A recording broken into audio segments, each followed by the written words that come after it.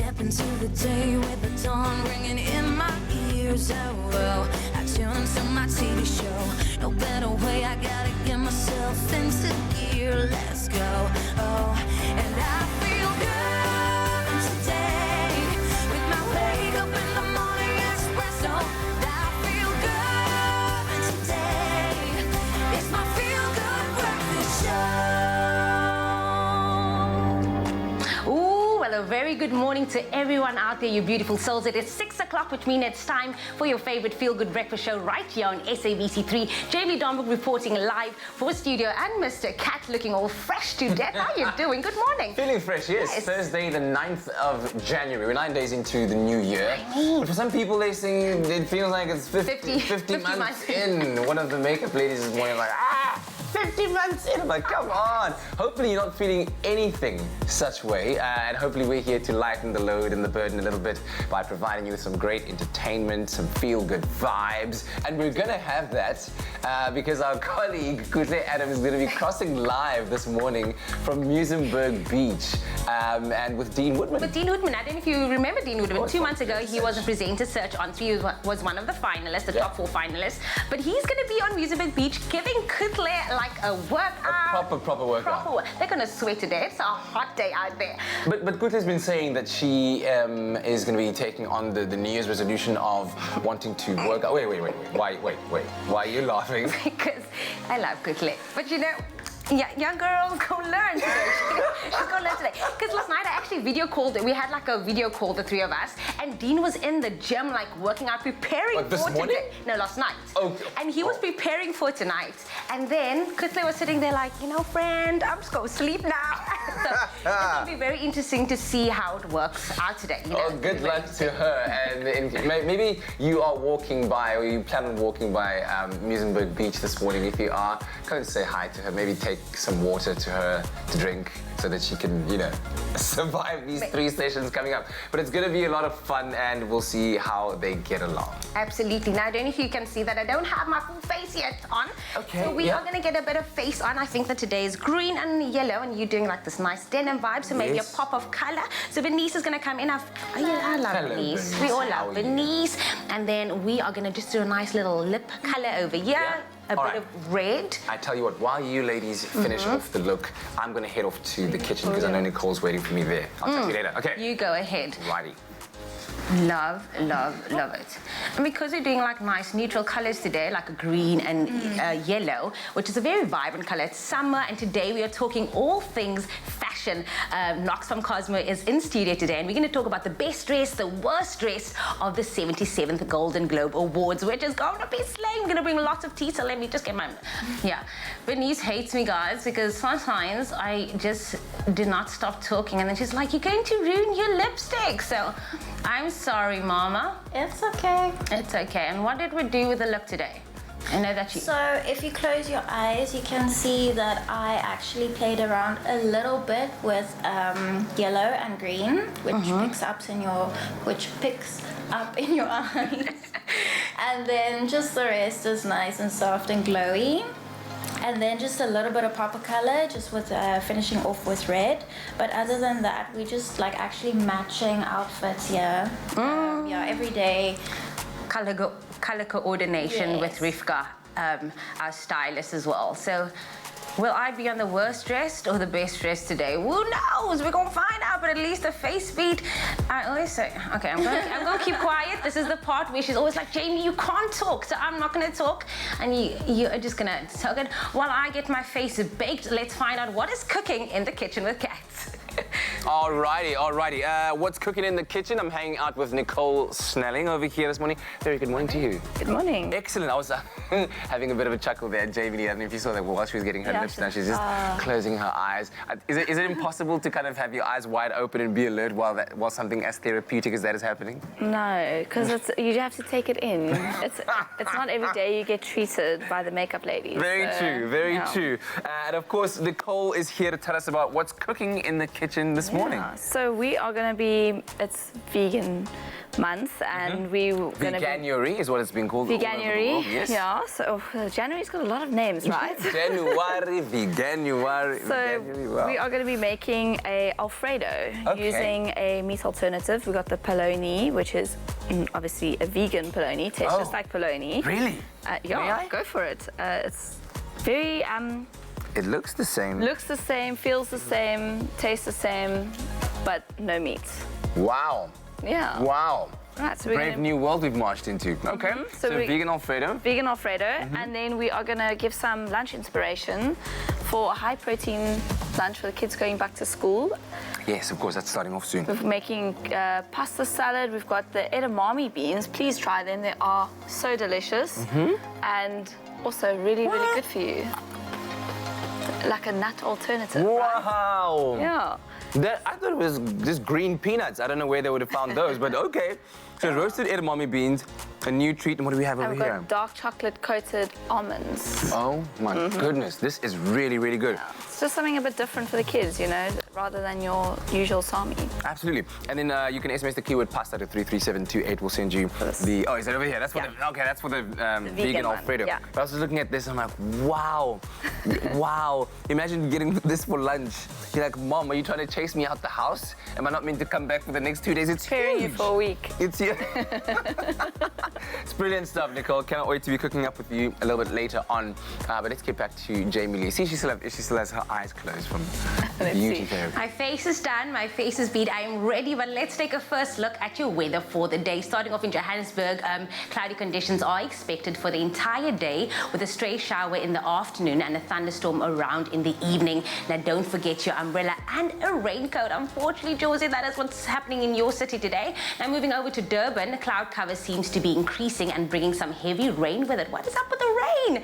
Now, humidity still remains high and a southerly wind can be expected, so please be prepared for heavy showers. Take out that raincoat and umbrella as well. Now, in the friendly city today, intervals of clouds and sunshine can be expected with a passing morning shower and a couple later in the evening. So hold on to your hats as a strong southwesterly wind is expected, and hold on to that eyelashes as well, guys. And in the mother city, it seems to be heating up as a pleasant temperatures can be expected throughout the day with times of clouds and sunshine. But of course, we are in the mother city, so we're bringing the heat, we are bringing the sunshine, and today's look, I am in love with it, okay? So if I can just give it a bit of a stand up over here. As you can see, the color palette is green and yellow.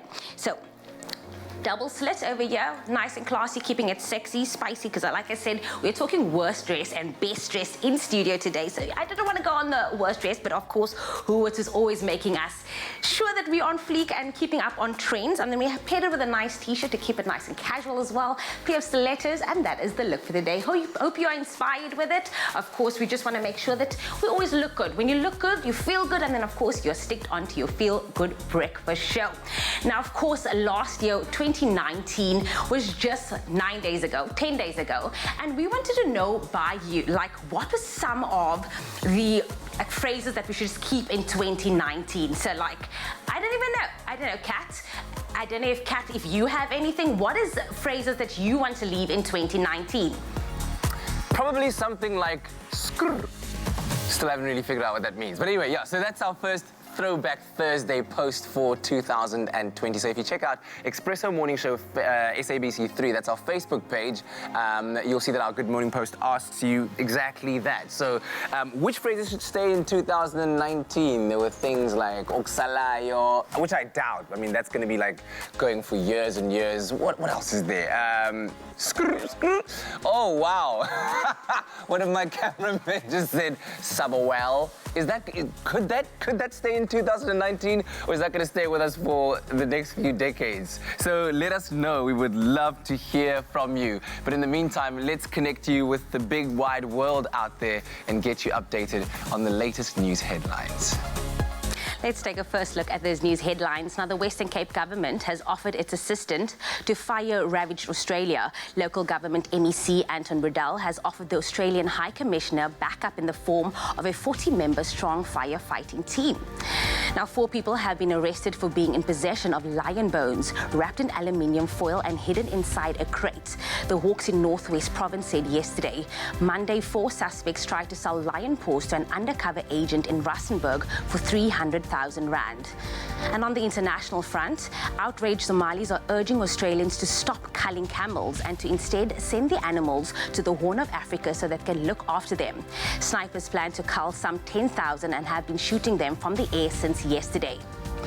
Now, the crash of a US-built airliner in Iran with a loss of 176 lives looks set to strain fragile international protocols on cooperation in air disaster investigations at a time when the United States and Iran are mired in confrontation.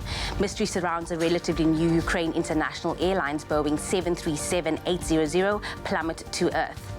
And then finally, after months of regularly making the news for reasons less pleasant, an item of good news concerning South African Airways has now surfaced. SAA has been named among the top airlines in the world regarding on-time arrivals. Yay! Now, this is according to travel data and analytics company Cirium. SAA was ranked 4th in the Middle Eastern and African category, beating airlines such as Turkish and Kenya Airways, scoring 85.69% overall. Now, first was Qatar Airways, followed by Emirates. An airline is regarded on time when it arrives within 15 minutes of the scheduled time of arrival or departs within 15 minutes of the scheduled departure time. At regional level, SAF Air, with a score of 95%, was named as the airline with the best on-time score in Africa and the Middle East. And that's where we leave your news for this morning. Let's take a look at what's happening in the world of sports.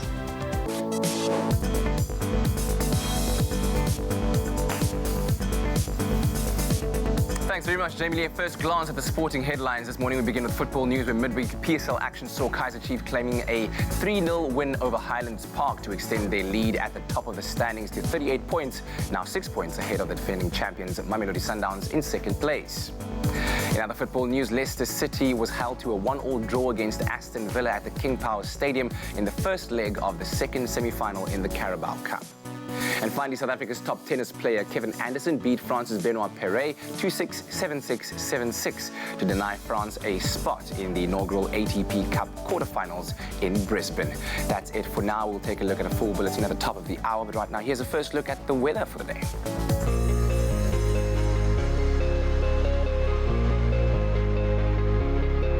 It's a beautiful Thursday morning. Now, we've asked you to send in your sunrise pictures. Our regular photographer, Alan Rudnicki, sent us this grey skyline from Cape Town, where intervals of clouds and sunshine can be expected, with nice warm temperatures reaching a maximum of 24 degrees.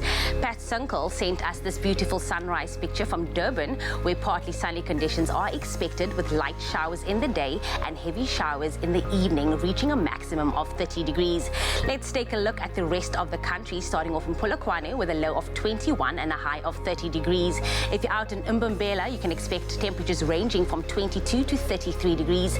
Thunderstorms can also be expected for you, Pretoria, ranging from 19 to 27 degrees. If you're out in Johannesburg, it's 18-25, and then heavy rainfall expected for Mahikeng, ranging from 19 to 29 degrees. Klerksdorp, 18-27, and then high humidity for Kimberley with a low of 18 and a high of 31.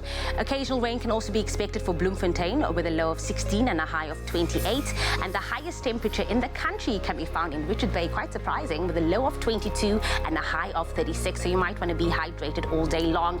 If you're out in Pietermaritzburg, it is 18-31, and then a couple of showers for Durban with a low of 23 and a high of 30.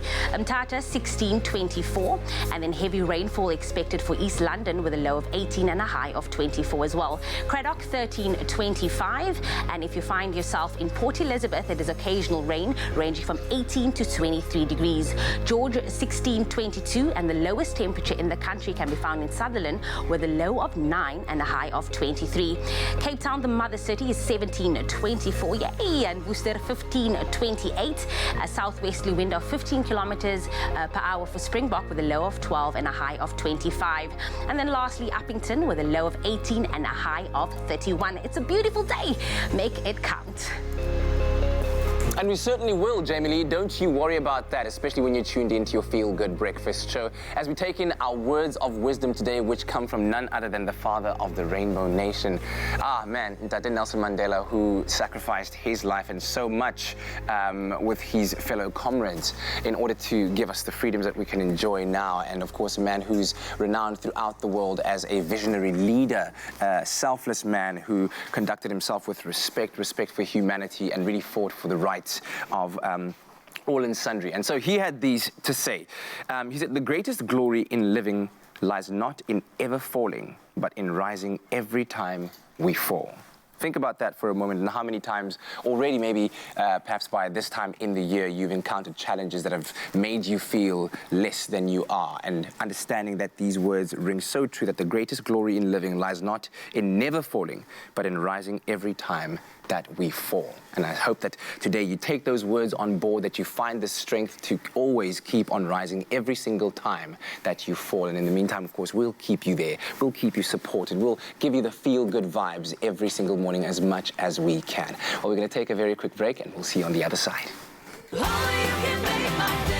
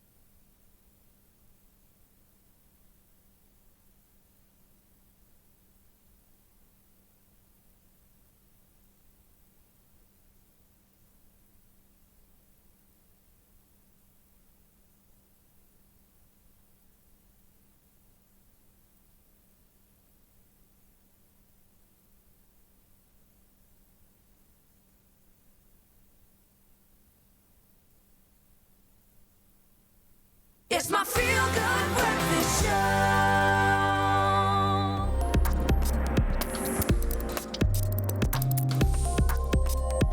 Welcome back. It is your Feel Good Breakfast Show, Thursday morning, live, large, and in charge. Doing it big, baby. Hello. Jamie Lee.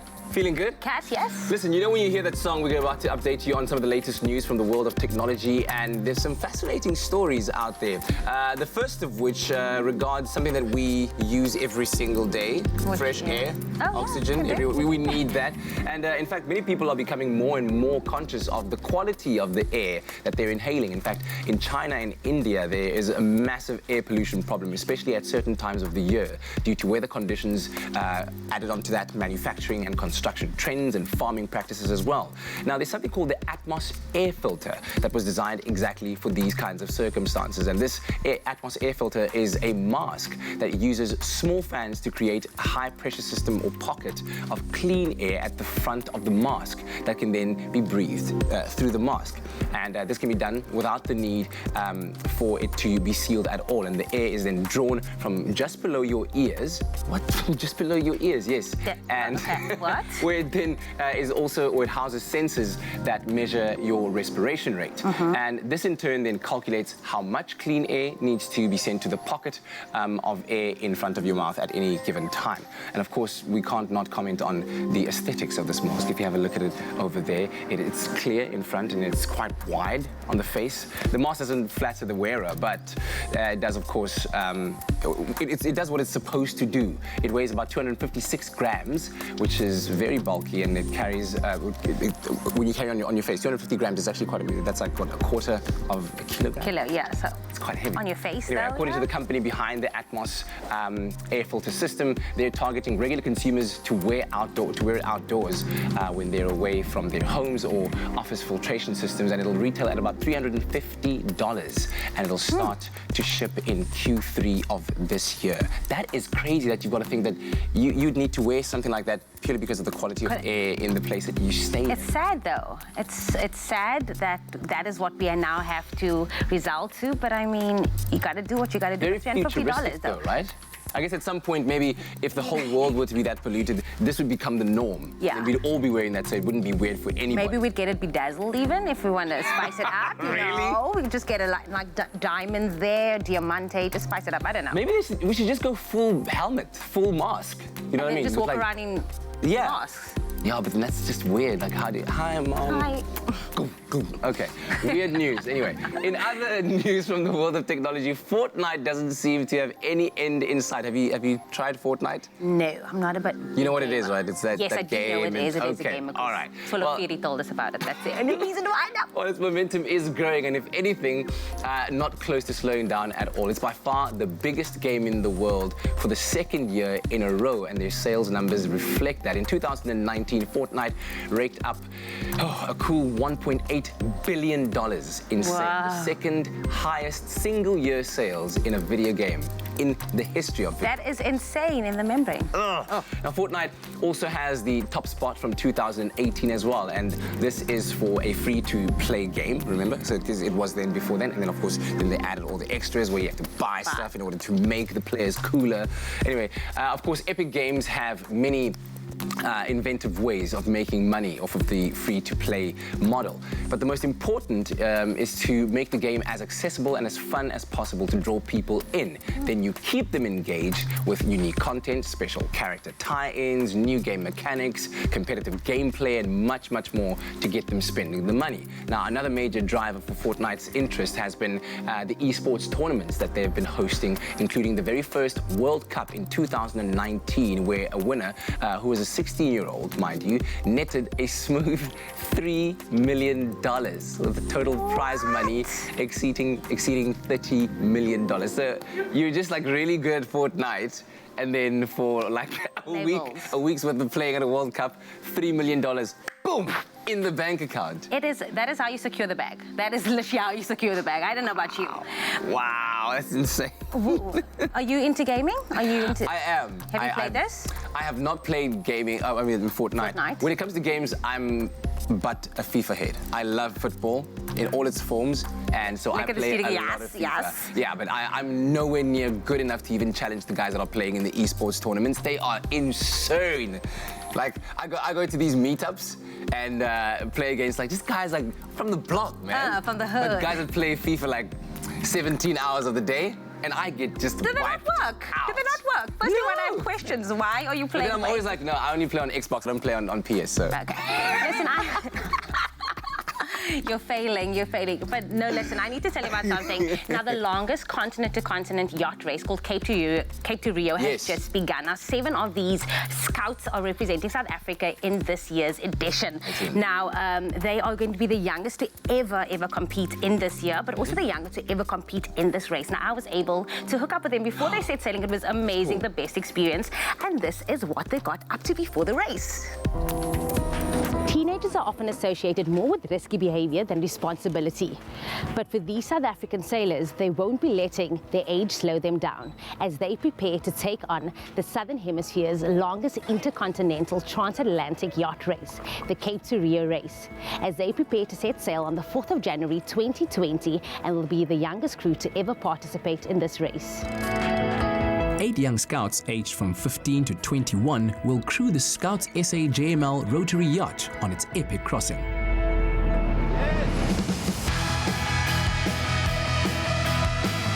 Hello, how's it?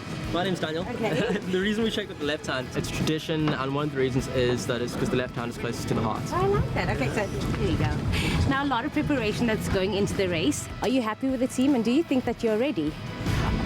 Yeah, it's been a busy couple months.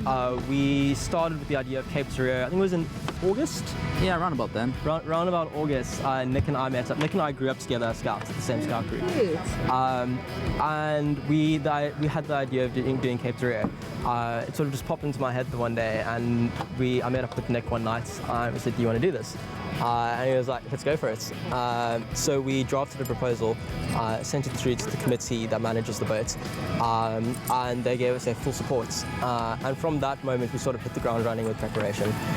And we're very happy with the crew that we have. We're very confident in their abilities. All of them have been sailing since they started Scouts. Now, you're also the youngest team to ever compete in the race. How does that make you feel?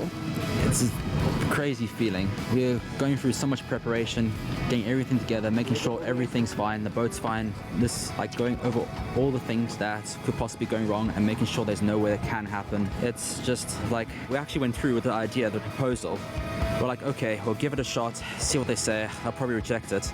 And it actually went through, and like, it was crazy. Like, we were like going insane, like, this is happening. Along with the two captains are a crew of teens whose pride at being the youngest is supported by a confidence born of many years of experience between them. The way I started sailing is when I was about 11.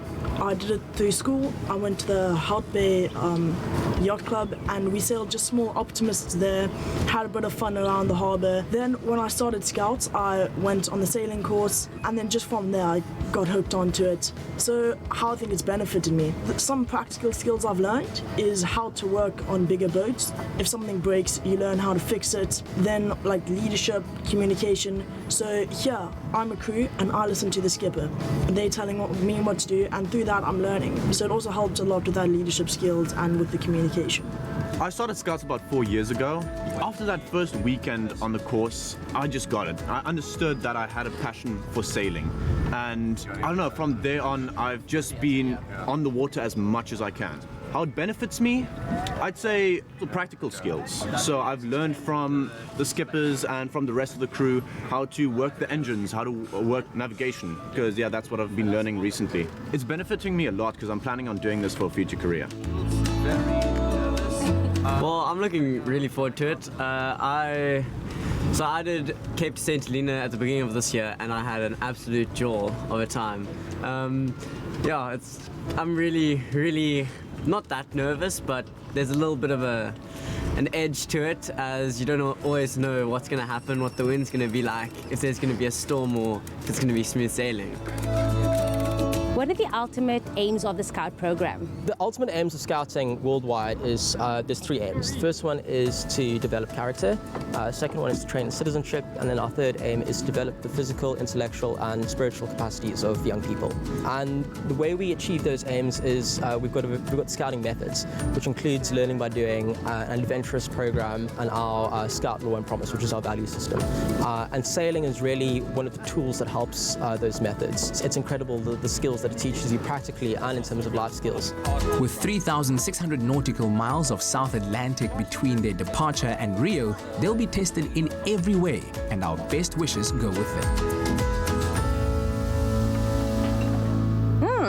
Captain, my captain. Sailor Jamie reporting for duty, guys. Get in there. Yeah, it was very scary, but they made me feel quite at ease. Yes. Because they were like, "You're gonna have to steer." And I was like, "What if we capsize?"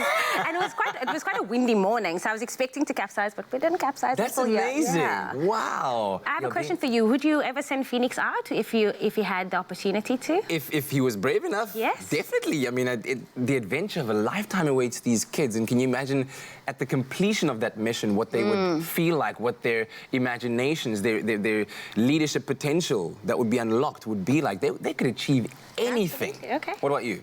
As a mom, I think my anxiety levels would just be through the roof. I'd probably like swim next to the boat. I'd be like, swim to Rio, just be like, Mom, yeah. no, get you can inside. be like, Mom, you're not the cool quicker, mom. But I think with regards to that platform where they get leadership skills and it's the bigger picture, what they will be able to achieve afterwards, that would be interesting. But just... It's kind of like us this morning. You know, we've sent Kuhle Adams out into the world. Right? We've sent her out to Muizenberg Beach, and this morning she's going to be doing a workout with Dean Woodman. And yes, we're very anxious for her, very nervous about it all, but we know she'll do well. We're proud of you. We'll see how she's keeping up after the break, so stay tuned.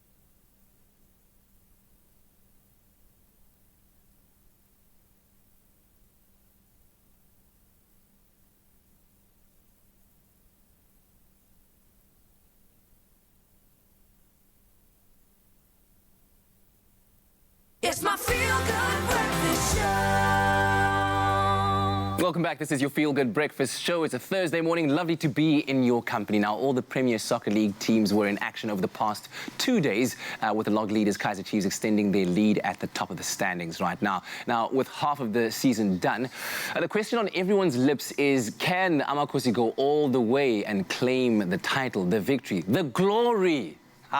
We chat all things PSL with sports journalist Tashriq Vardeen this morning. You were saying that every year when the season starts, you're like, this is gonna be the season. And then somewhere along the way, it just, not always clicking. But I will say this, that this season for me has been clicking in the sense that it seems that the competition level between the teams has heightened a little bit, has given some encouragement to certain players, because we're seeing goals. We're seeing goals. Many goals. There was been like two all draws. I mean, we saw Orlando Pirates score 4 goals. I mean, 4 goals in the first half, and then just switching off in the second half. Gabadinho topping the scoring charts as well. But that's a good thing as well. It keeps people entertained. Yes. So I'm hoping there's at least 4 or 5 teams that can vie for the Absa Premiership title. At the beginning of the year, we saw Kaizer Chiefs lose to SuperSport United and then reducing the gap. But then yesterday we had SuperSport drawing against Maritzburg and then Kaizer Chiefs winning 3-0 on their 50th birthday.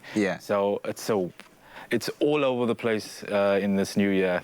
I think you've made a couple of, when we show you the results, of course, of last night's action, or at least over the past 2 days, a couple of Kaizer Chiefs fans very miserable when you said there are a few teams that are vying for the spot, because they are at the top of the log right now. So do you think that the team itself has what it takes to go all the way and claim the title for Kaizer Chiefs? So far, so good. They haven't been getting any serious injuries. They only have Kama Billiard, who's the star player, who will be out for the rest of the month, coming back at the end of the month. Other than that, they have a top goalkeeper in Tumulin Kune on the bench, who hasn't really been playing. He's been having niggling injuries.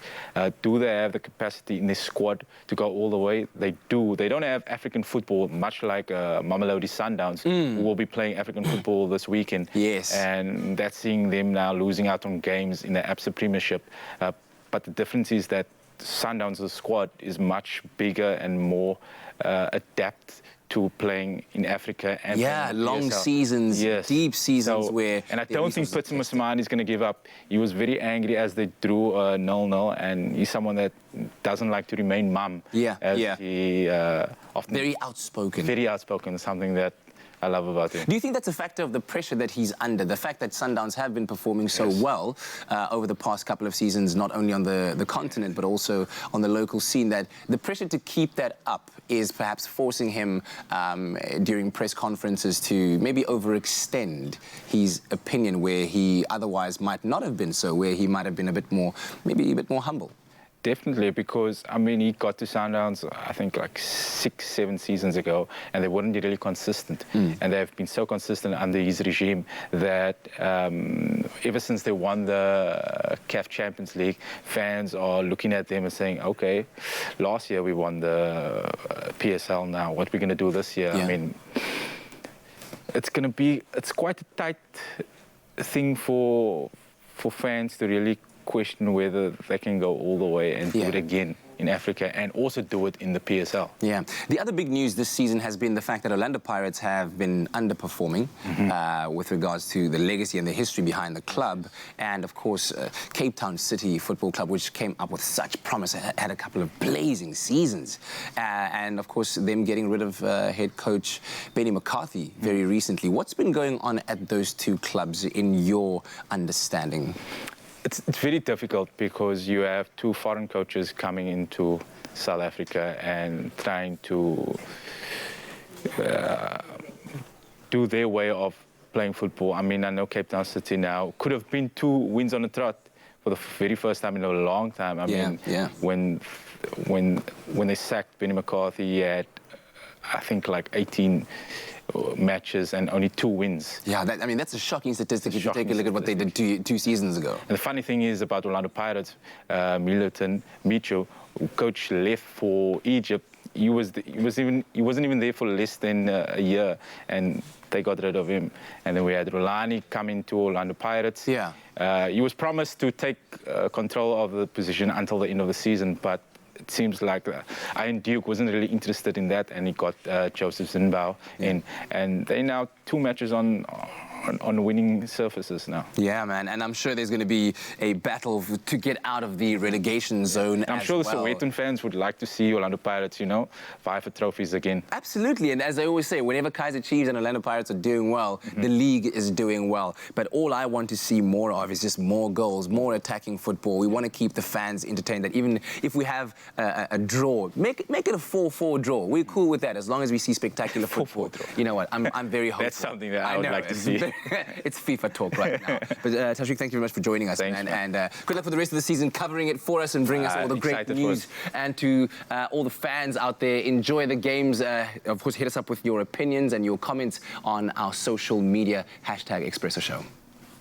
Well, from all of that action, teams battling it out to get out of relegation zones, to newsmakers battling it out to see who gets to make news headlines. So many news headlines, you can't tell which one is fake, which one is real, right? Absolutely, yes. And that's true. why, coming up after the break, we're going to be playing one of our favorite segments here. It's called Fake News, where we get to see if we can tell which stories are fake and which is true. So stick around for that.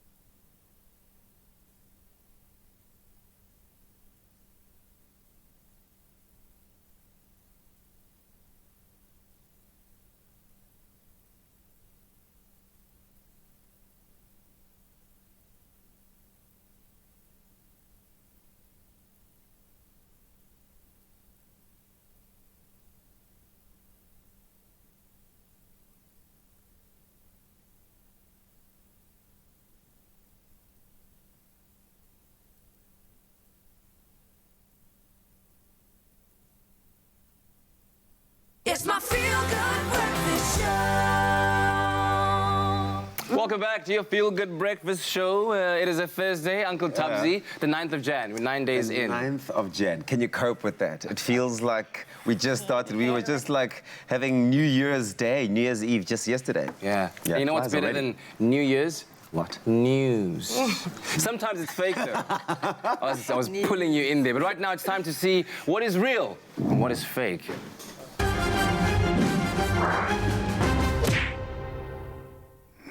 All right, colleagues, you know the rules of the game. I'm going to read you 2 news stories, and you need to decipher which one is real and which one is fake. And I can promise you we've got some very, very hectic headlines this morning. So. It's never easy to tell. Sometimes I'm like, both is real, both is fake, like whatever. Jamie, you're way too nervous right now. Relax a little. All right, here we go. Wait. This just in our very first news story of the morning, a TV reporter wins the lottery live on air and dramatically quits her job. Oh, what? Yes?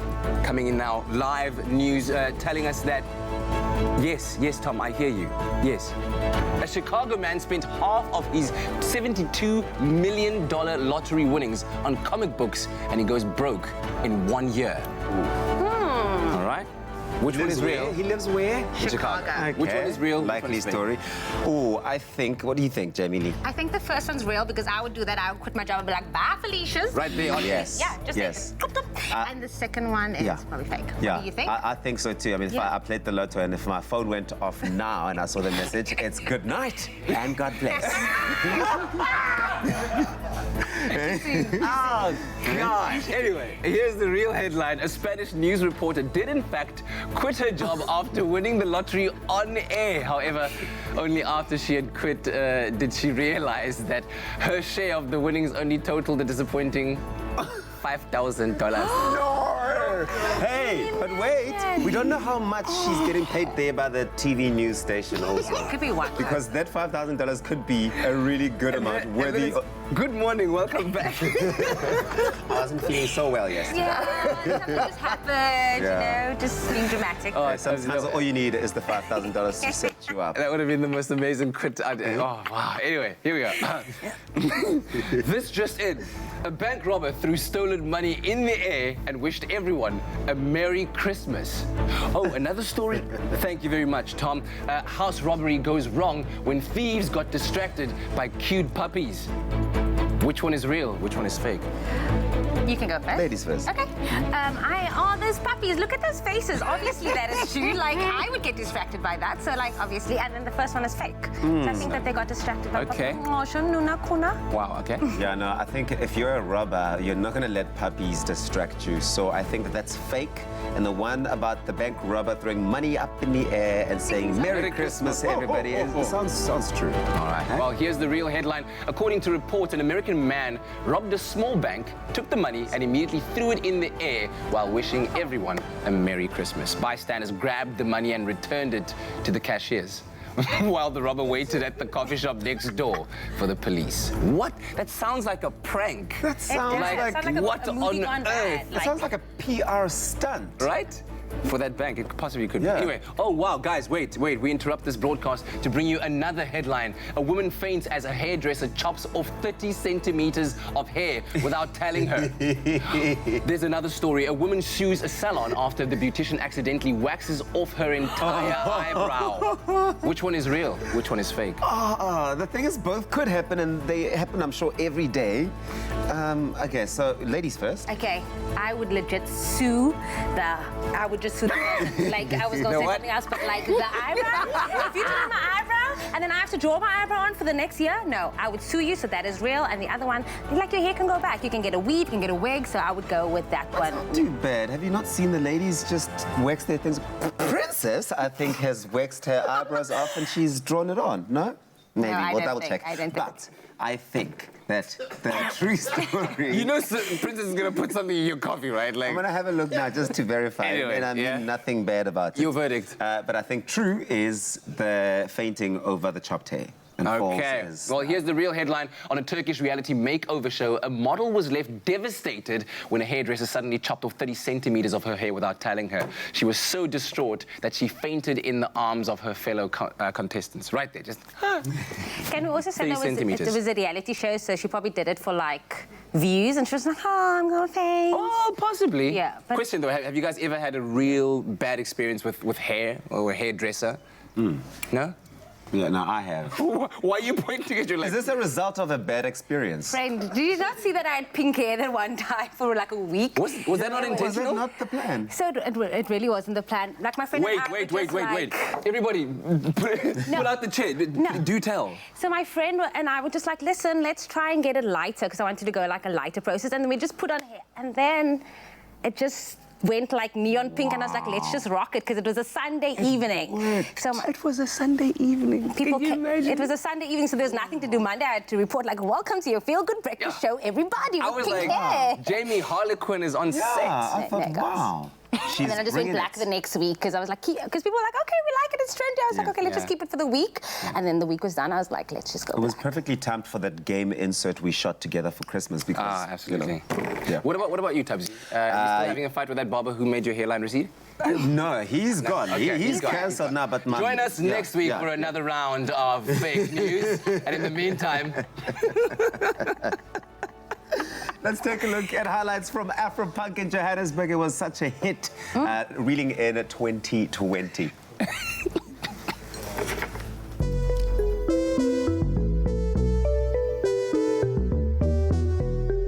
For the past 3 years, Afropunk has been a must-attend festival on the Johannesburg social calendar come December. And this year sees international headliners such as Solange and Miguel, not forgetting our very own homegrown talent, including Shoma Josie, Java, Masejo, Busiswa, and so many more artists that are going to be taking to the stage. This year also sees SABC3 bring the festival for the very first time to millions of South Africans. And I'm here to bring you guys all the action. Bridget, Afropunk is a global movement, and 3 years ago it came to South Africa for the very first time. Talk to us a little bit more about the decision to bring Afropunk to the African continent. I think that Afropunk aims to be anywhere where interesting, dynamic conversations around blackness are happening, particularly with regard to young people. You know, it's important that folks understand that blackness isn't just happening in Brooklyn and Atlanta and Paris. It's happening everywhere. You know, our blackness unites us across oceans, across continents. And so we thought about where our interesting, dynamic conversations about what it means to be black happening. Johannesburg was a given. This is more than just a music festival. There's so much more to do besides just looking forward to the artists that are going to be taking to the stage. What else is on offer? You know, we don't want folks to just come here and have a good time and turn up. That's definitely part of it. We also want to remind folks that we're part of a movement. We want to have conversations about activism, about community, about social change, in addition to having fun and dancing. Afropunk is definitely more than just a music festival. There's so much to do here, so much to experience. And before we go check out some of those artists taking to the stage, I really wanted to attend an Afropunk Solutions session, and that's exactly what I did. It's such a great way to cleanse the mind and conscientize yourself ahead of a brand new year, ahead of a brand new decade. And listening to Dr. Angela Davis was definitely one of my highlights of Afropunk 2019. So the solution sessions are really spaces for discussion and for critical thinking, thinking about ideas and processes and how to achieve your goals, as opposed to any other thinking which is not critical thinking necessarily. I spent yesterday really getting to know what Afropunk is as a movement, where it originated from and what it actually stands for. But today is all about enjoying the music and performances, and of course getting to catch up with some of our favorite local artists. Morena, I must say congratulations on such a beautiful performance. Now, as an artist, you are all about expressing your culture through your performance, which we saw on stage right now. How was it like performing at Afropunk this year? It was really humbling for us to be on this stage, and I mean it's the end of the year, and I mean it kind of shows what we've been doing throughout the year. You know, playing other really wonderful gigs in South Africa, and Afropunk was just a beautiful wrap up. I think one thing that I love about Afropunk is you know, just the way people express themselves, their cultures, the way they dress, and you know, the freedom behind everything. So every young person feels like they're part of a community, they feel like they're part of something. And also a lot of young people in South Africa feel like they can't really achieve their dreams, and Afropunk gives them that platform to pursue their dreams, you know what I mean? Like, people didn't really know about me before this year, and now people know about me, so it's possible for the next African kid to come through and show what they got.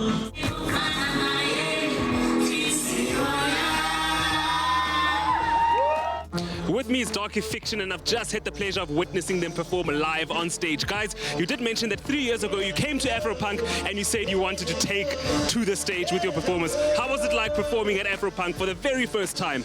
It was great. I feel that stages like Afropunk are what we need. That gives us a chance to perform to a big crowd, and we were super excited to be on stage, and it showed.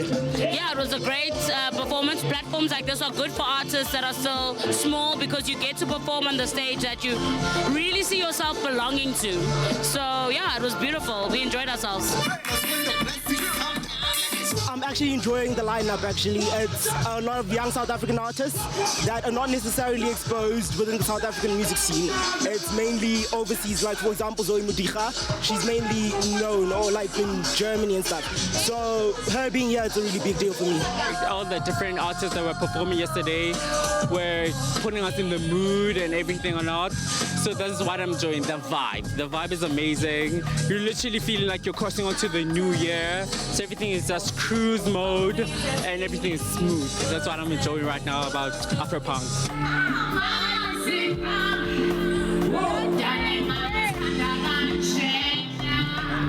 With me is Nandi, who is, of course, the host of Afropunk, and she's not only hosted it in South Africa, but in Brooklyn as well. What does it take to make a good Afropunk host, Nandi? You know what? In this scenario, authenticity, it's so refreshing, man. I always say, for me, this is how heaven would look like, you know, where everyone's accepted, everyone is loved, everyone can be who they want to be.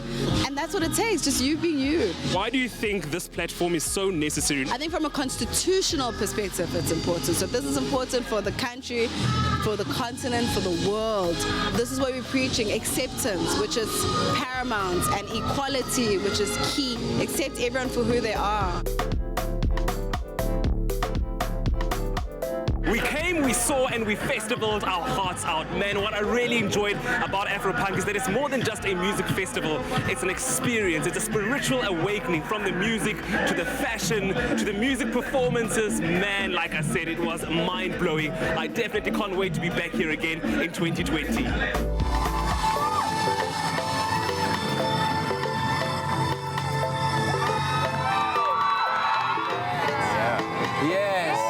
Get in the spirit. What a lineup also. Wow. On a scale of 1 to 10, how much fun do you think Tulu had? I think Tulu had 9 out of 10 because it rains at some point. So, but that one is just for the rain. More fun, right? And people are like all wet in their outfits. I guess that looked really amazing. Afropunk, they really do manage to every single year just like take it to a whole new level. Solange apparently was really incredible this year. Miguel came in, so they brought out the big guns, but also our local talent. They showed up. They don't stand back, eh? No, they showed up. Don't stand back. Well done to everyone in Sandri. All right, we're going to take a quick break, and then we've got some surprise guests that have just joined us in the studio. You'll see them after the break.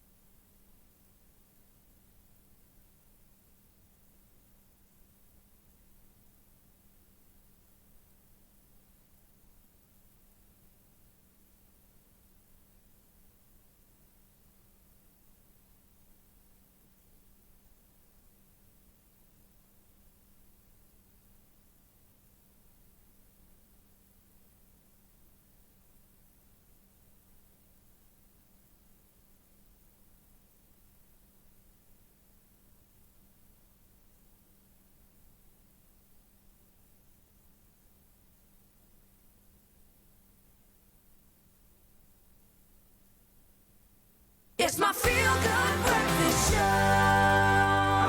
Happy birthday, a very happy birthday to you. Ding, ding, ding. You know what time it is. It's time to wish you, our loyal viewers, a happy birthday. So many to get through today. It's, of course, the 9th of January. So if you are celebrating your birthday today, happy birthday. Absolutely. Yeah, let's get right into it. Yes. Happy birthday to Kidiboni Marsha Vesi. May God keep blessing you with all that your heart desires. We love you. So everyone that loves you sends you a very happy birthday there, Kidiboni. Then happy first birthday to our Princesses Eden and Aaron.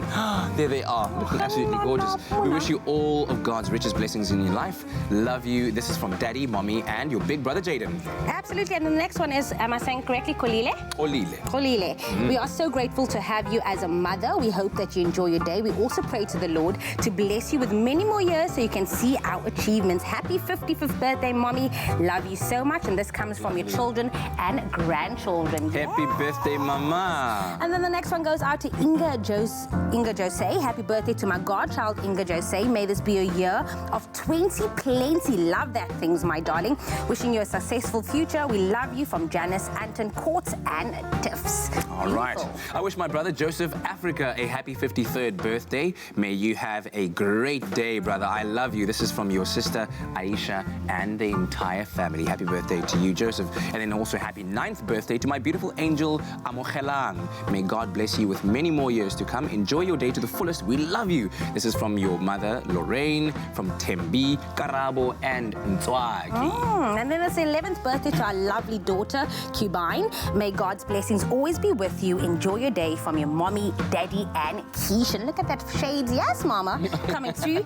And then the 20th birthday to Wendy. Wishing you all the best in life, studies, and your new journey in beauty pageants. Okay. 2020 is your year to shine. Own it, mama. 2020. Shine. Wendy. Shine. Happy first birthday to Elona. May God keep blessing you with all the good things and many, many more years to come. We love you so much. This is from your mommy, from daddy, from Veronica, and Elton. And then last but not least, happy 30th birthday, DD. May God bless you with many more years to come. This is from your friend Veronica, Boyson, and Smith. We love you lots. Lots and Didraline, Didi, happy birthday to you. Do you know, because it's Throwback Thursday, maybe you want to do a young kiki there for them. Sing them. Like you have a little licky. Little. Like a nice. Happy birthday to you. Happy birthday to you. Take it high. Happy birthday to you. On the 9th of January. Can everybody? Happy birthday to you guys, eh? Listen, we'd love to hear from you. Maybe you want to do a little shindig like that for your friend or your family member. Send us a 15-second video to 0716406551 to wish them a happy birthday. And you can also send us your birthday wishes with those lovely pictures as well to birthdays@cardova.tv. As I said, we've got some surprise guests. Apparently, they were escorted off the beach at Muizenberg because they look too sexy. So we had to get them into the studio for the exercise segment of the morning. What's happening, everybody? Welcome back to your Feel Good Breakfast Show. Listen, man, I'm so excited for this morning because we are getting our fitness on. My favorite presenter, Search On 3 contestant, Dean Woodman, is in the house to help us ease into, you know, our New Year's resolutions of getting fit or eating healthy, etc., especially after the December holidays. It can be quite daunting, so we're going to start off very slow, right, Dean? Yeah, we're going to start off slow. I mean, I've seen your stories, so you've had a great December, you know what I mean? So we're going to do some flexibility first, get you warmed up. I think the important thing that everybody needs to remember before they go to the gym again, especially if you've been gone, is stretching is super important. Okay. Now, a lot of people don't do it, but let me tell you, it can be quite intense as well, okay? So you ready? I'm ready. Okay, so the first one is you're going to get down on your knees. Not a marriage proposal, just get down on your knees. Okay. Okay, tuck your feet underneath your buttocks. This reminds me of back in preschool. They told us, sit down. So we'll start with the upper body flex, okay? So what you need to do is you need to raise your hands, take a deep breath in, and point. Now you've got to stretch out your sheaths of your lats so that you make sure that you've got space coming in, and you've got to bring it down and breathe out. Okay? Breathe in through your nose and out through your mouth. 100%. In again, stretch it up. You should feel it pulling. The more you stretch up and then breathe down. Okay? Okay, now we're going to take this a bit more. We're going to go on to our all fours. Okay. Okay, and now what you're going to do is you're going to move your lower back all the way back, and you're going to start stretching out your lats. Ooh, are these exercises also good for people who are starting out with working out? Most definitely. If you don't do this, come all the way back up again, right? Then what you're going to feel is that the moment you start training, you could pull something, right? Okay. And that's not good. And some of your biggest muscle parts are both in your back and in your legs, so it's important that you stretch those sheaths out, okay? Yeah. The difference that we're going to do now is you're going to move all the way to the front. You're going to move your pelvis down, and you're going to keep your chest forward. And now you're going to be stretching out your lower back, okay? Now you go all the way back again to how we did it earlier. Okay. You're stretching out those lats again. So your bums down to your heels. Bums down to your heels, okay? Keep breathing. It's the most important thing that you need to understand is to breathe. Every time you... The blood flowing through your body. Every time you come up into a relaxed pose, that's when you take a breath in. Okay. Okay? And then back one more time. Whew. And then how long do we keep on doing this? Does it depend, or? It depends. What you need to know is that anything about 3 to 4 minutes is a good exercise, okay? So now what you're going to do is we're going to do what they call the C pose, okay? And this is also to stretch out your back. So the first thing you're going to do is you're going to arch your back all the way up. Like a cat. Like a cat. Well, it sounds like we have one in the studio. And then you're going to arch it in the opposite direction. Now, be careful with this one. You've got to slowly push it down and push your pelvis up. Whoa, I can feel that. Yeah. Make sure you straighten out those hands a little bit more, up into the C position. Don't bend the elbows. Oh, don't bend elbows. Straight don't elbows. Bend elbows. Straight elbows. Wet cat. Yeah. And then down. And then down again. All right, With cool. straight arms. Straight arms, perfect. Great. So now your upper body is nice and fit, and what you need to do is get up. Okay. Okay. And the last one that you need to do is you got to stretch those glutes, because that's the thing that people normally forget. And this is very, very easy. Why do you make your stance, the easier it's going to be for you, okay? Okay. So, you know, normally people go with touching the toes. Yes. It's not always easy for anybody that's starting out to stand here and go all the way down. So what you do is you open it up. There we go.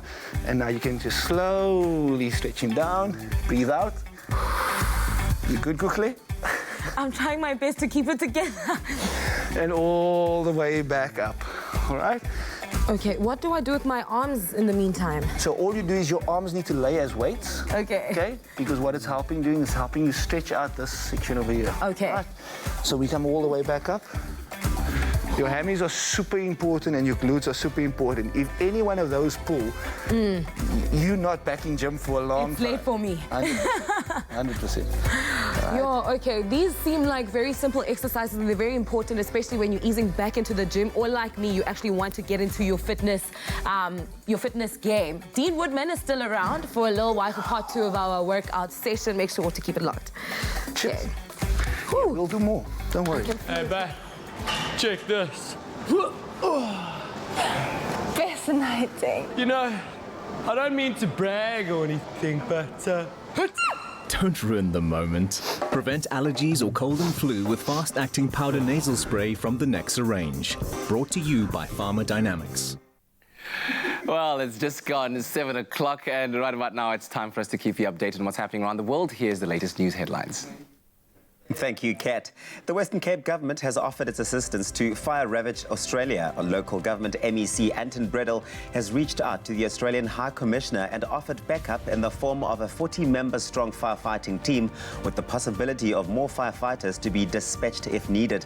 More than 100 fires are still raging, with some 25.5 million acres of land, an area the size of South Korea, been razed since September, killing 26 people, destroying some 2,000 homes, and killing or injuring an estimated 1 billion animals, including livestock. 4 people were arrested yesterday for being in possession of lion bones wrapped in aluminium foil and hidden inside a crate, the Hawks in Northwest Province have said. Now, the lion was reportedly killed in Botswana, and the arrested suspects allegedly transported its remains to South Africa in order to find a buyer. On Monday, the Hawks arrested 4 people who were trying to sell lion paws in Rustenburg. Suspects tried to sell the paws to an undercover agent for 300,000 rand. In international headlines, outraged Somalis are urging Australians to stop culling camels and to instead send the animals to the Horn of Africa so that they can look after them. Snipers have been shooting camels in South Australia from the air since yesterday, following concerns that extreme heat and drought were forcing the animals to encroach on human settlements in search of water. They plan to cull some 10,000. The chairperson of the Somaliland Camel Herders Association, Mustafi Khalidik, said that the camels were very precious to Somalis and second only to human beings. The crash of a US-built airliner in Iran with the loss of 176 lives looks set to strain fragile international protocols on cooperation in air disaster investigations at a time when the United States and Iran are mired in confrontation. Mystery surrounds the relatively new Ukraine International Airlines Boeing 737-800 nosedive, and analysts have said this. There was good visibility, the crew were experienced, and it had its last scheduled maintenance on Monday. Among the victims were 82 Iranians, 63 Canadians, 11 Ukrainians, including the crew of 10 Swedes, 4 Afghans, 3 Britons, and 3 Germans. 15 of the dead were children. And finally, Australian media reports that celebrities, philanthropists, generous individuals, and businesses have now together raised more than $140 million for bushfire victims and firefighters across the country. Latest donations come from Elton John and Chris Hemsworth with $1 million each, Metallica with $750,000, and Pink and Nicole Kidman with $500,000 each. Australia's weather agency said yesterday it saw no sign of cooler weather or significant rainfall in the next few months, an unwelcome forecast for authorities who have warned that only a large downpour would halt bushfires sweeping across the country. And sadly, ecologists at the University of Sydney have estimated that some 1 billion animals have already perished in the wildfires, including 8,000 koalas. That's where we leave it for now. Here's Kat with a look at your sports.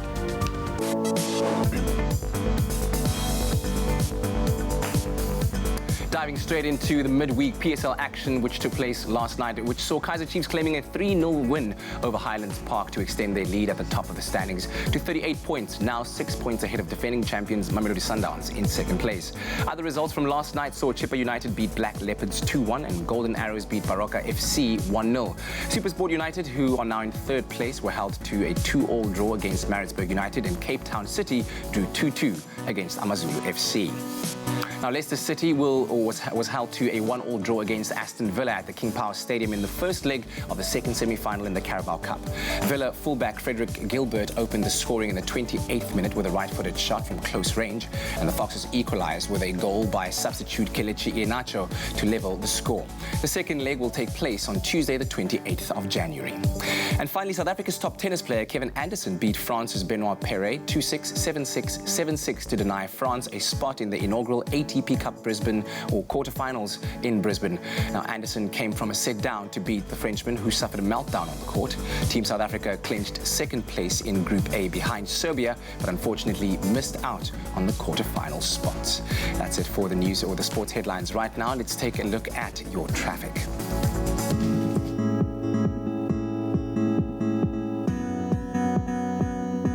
Let's take a first look at what's happening on the roads. If you find yourself in Gauteng Jet Park area, there's been an accident on the N12 westbound after Electron interchange. The ramp lane is obstructed, so please approach with caution this morning. If you're out in the Western Cape Mowbray area on the N2 outbound, there's been an accident before Liesbeek Parkway obstructing the left lane, so please do keep a lookout for this as well. And then finally, on the Metrorail Central Line, train service between Cape Town and Chris Hani remains suspended indefinitely due to extensive vandalism. Please use an alternative mode of transport. And that's where we leave your traffic for now. Let's take a look at what's happening in the world of weather.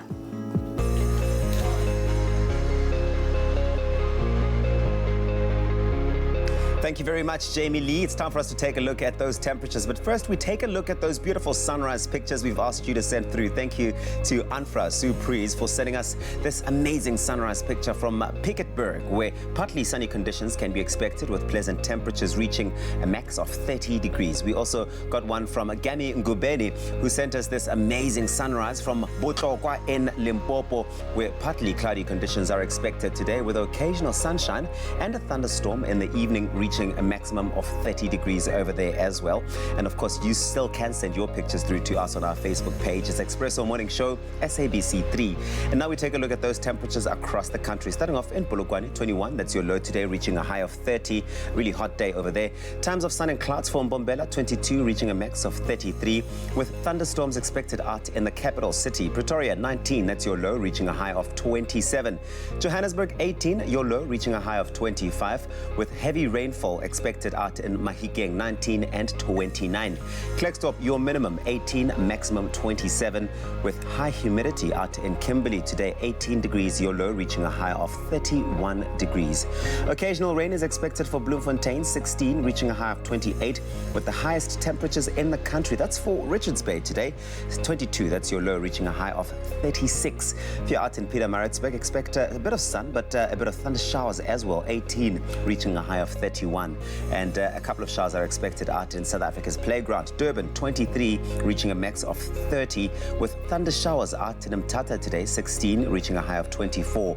Heavy rainfall for East London once again today, 18, reaching a high of 24, with Craddock starting off at 13 and peaking at 25 degrees.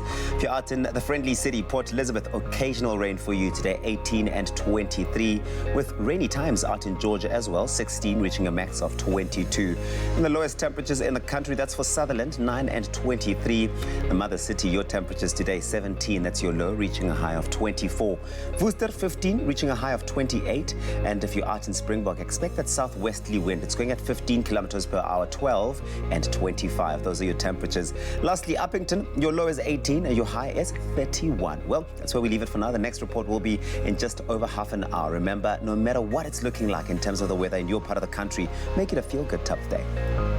Well, this Thursday is turning out quite lovely, if I may say so myself, and you're feeling rather sluggish, tired, then don't worry. We've got these two of you, Claire Adams and, of course, Dean Woodman, ready to get your energy levels up with an exercise segment coming up shortly. How are you feeling after that first one with Dean? I'm feeling a little bit stretched, but I feel like the second one is going to be a little bit more intense. You look like you're in good shape. Are you a gym person? I think he's in great shape. Thank you, bro. I really appreciate that. You just put it right there, bro. Yeah, I've been known to bring the heat in the weight section from time to time. You know? Oh, really? Just bend some iron, you know? Just pick up the dusty ones. Okay, the ones that nobody ever picks up.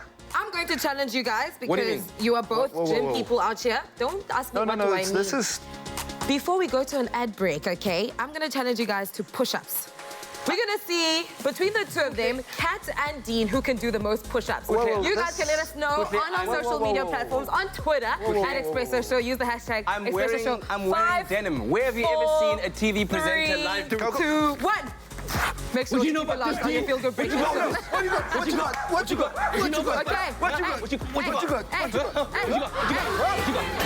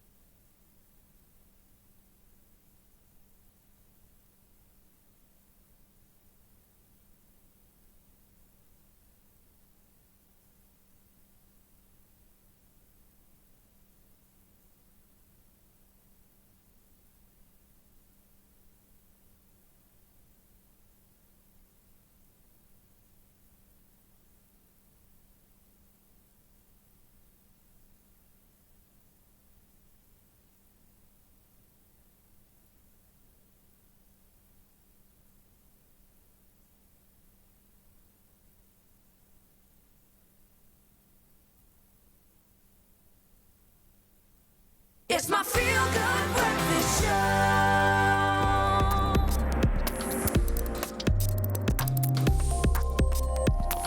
Welcome back to it. It is your feel-good breakfast show, Expresso, live on ABC3. It's a beautiful Thursday morning, the 9th of Jan. Time for us to take a look at what's happening in the ever so exciting world of tech. What's Absolutely. happening today in tech? Hey, listen. So last year, Samsung unveiled GEMS, or the Gait Enhancing Mobility System, as a means of helping those with disability or injury regain the ability to walk or move. And now the company has officially announced that not only will GEMS be able to assist the disabled to walk again, but it'll also be available as a workout assistant. Just take a look at that. So those are some of the first images that we saw of it. Now, the system will work together with a set of virtual reality glasses to give fitness enthusiasts the ability to enjoy a workout wherever they are and wherever they go, and where they can change the intensity and the frequency of their workout by just adjusting the resistance. The exoskeleton then gives obviously added resistance or less resistance than during any activity that they're doing. And the concept is designed to give the exoskeleton a wider appeal to more audiences and to hopefully make use of a similar system in more common and various settings as well. So the company hasn't yet confirmed when exactly the exoskeleton will be available to the public, but there are hopes that the system will be available sometime later on this year.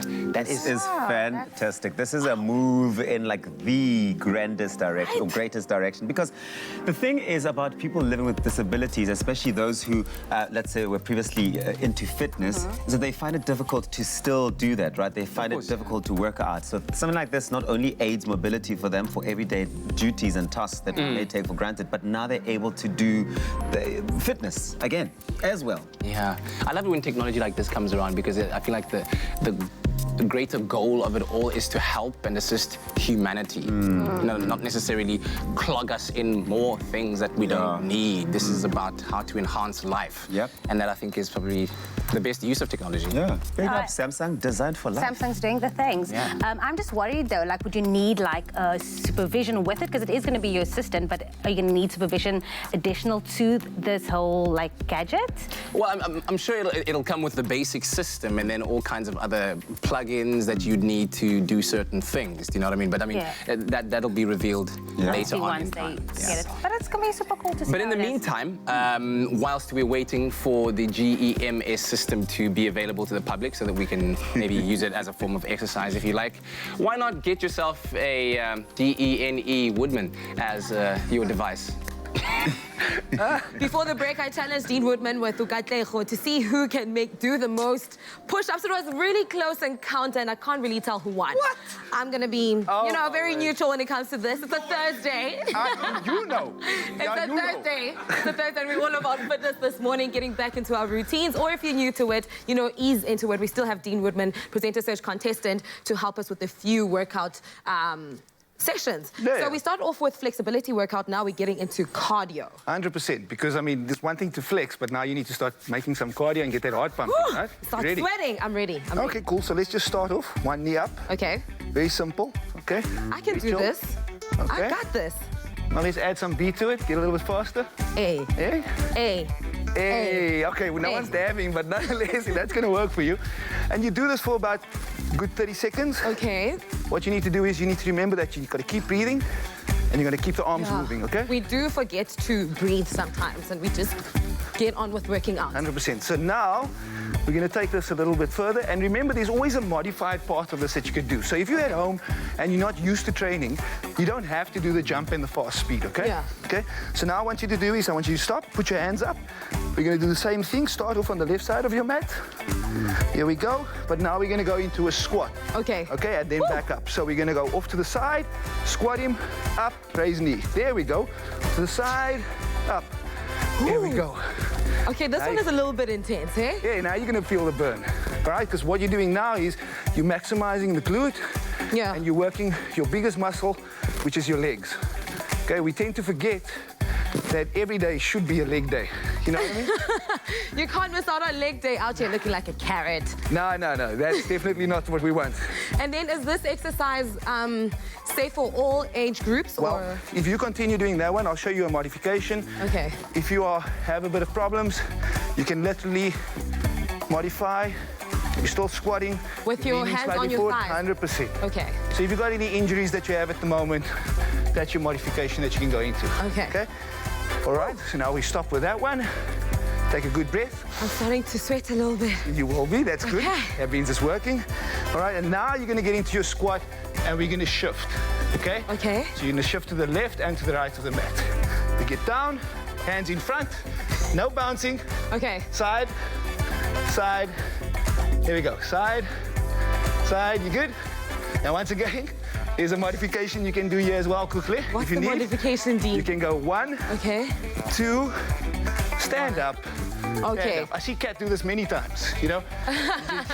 He goes down, needs a break, stands up, you know? And then down. Yeah, but if you really get it, you should just stay down. Oh, so you do it both ways and then you get up. 100%. Up, up, up. Don't forget to breathe when you're doing this exercise to allow the blood to flow through your body. Okay, and your last one on this one, and you can repeat this a numerous amounts of times, keep your flexibility up. It's just your straight, normal lunge squat. Okay. Hands in front, right, all the way down, all the way up. And we keep going. There we go. So this allows... Smiling normally helps. I'm serious. So are we toning our thighs and our bum-bums? You are toning thighs, bum-bums, everything. If you look at the endorphins that get released when you do legs, you'll be impressed and surprised for what it does with your training the following day. Yeah. Whether you're doing arms, whether you're doing shoulders, whether you're doing chest. Thank you so much, Dean. This is part 2 of our Fitness Thursdays. Make sure to keep it locked right here on our Feel Good Breakfast Show for some more of these workouts. Woo! Oh, she's breaking a sweat, all right? All right? You can't take that. All right? You can't take that. That's how we do it, eh? Oh, man. Get you going on a Thursday morning. Speaking of Thursday, it's Throwback Thursday today. It is? And on our social media, we asked everyone at home what phrases from 2019 they believe should stay in 2019, should be left behind. Do you guys have any that you can think of now? Well, I heard somebody saying Sabawell must stay there. Oh, yes. Sabawell. Yes. You think it should stay in 2019? Why? It's just overused. I don't know. It's just, like I said, I heard somebody say it. Okay. I don't know. I kind of like it. Yeah, I still like it. I think it can do 5 more months. Yeah. It can do 5 more months. Maybe Oksalayo, maybe, I don't know.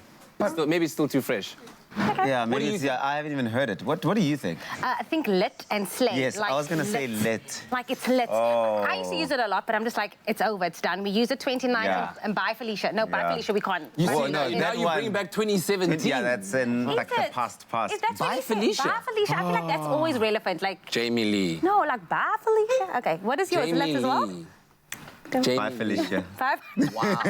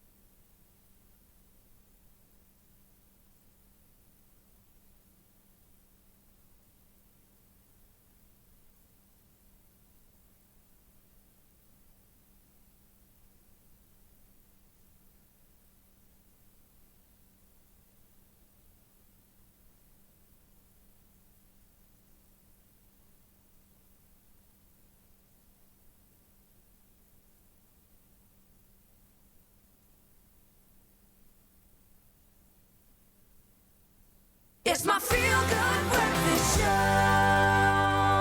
Welcome back to it. It is your feel-good breakfast show. It's Expresso live on SABC3 on a beautiful Thursday morning. Thank you so much for choosing to wake up on the right side of bed and starting your morning off with us the right way. Now, we've asked you on social media. It's 2020 now, the 9th of Jan, already halfway into Jan almost. And we've asked you which phrases or sayings you think should stay in 2019. Okay, we've received some comments here on our Facebook page, Expresso Morning Show, SABC3. Here is one from Lebogang Tubejane saying, good morning, family. The phrase or question that I think should stay in 2019 is, when are you getting married?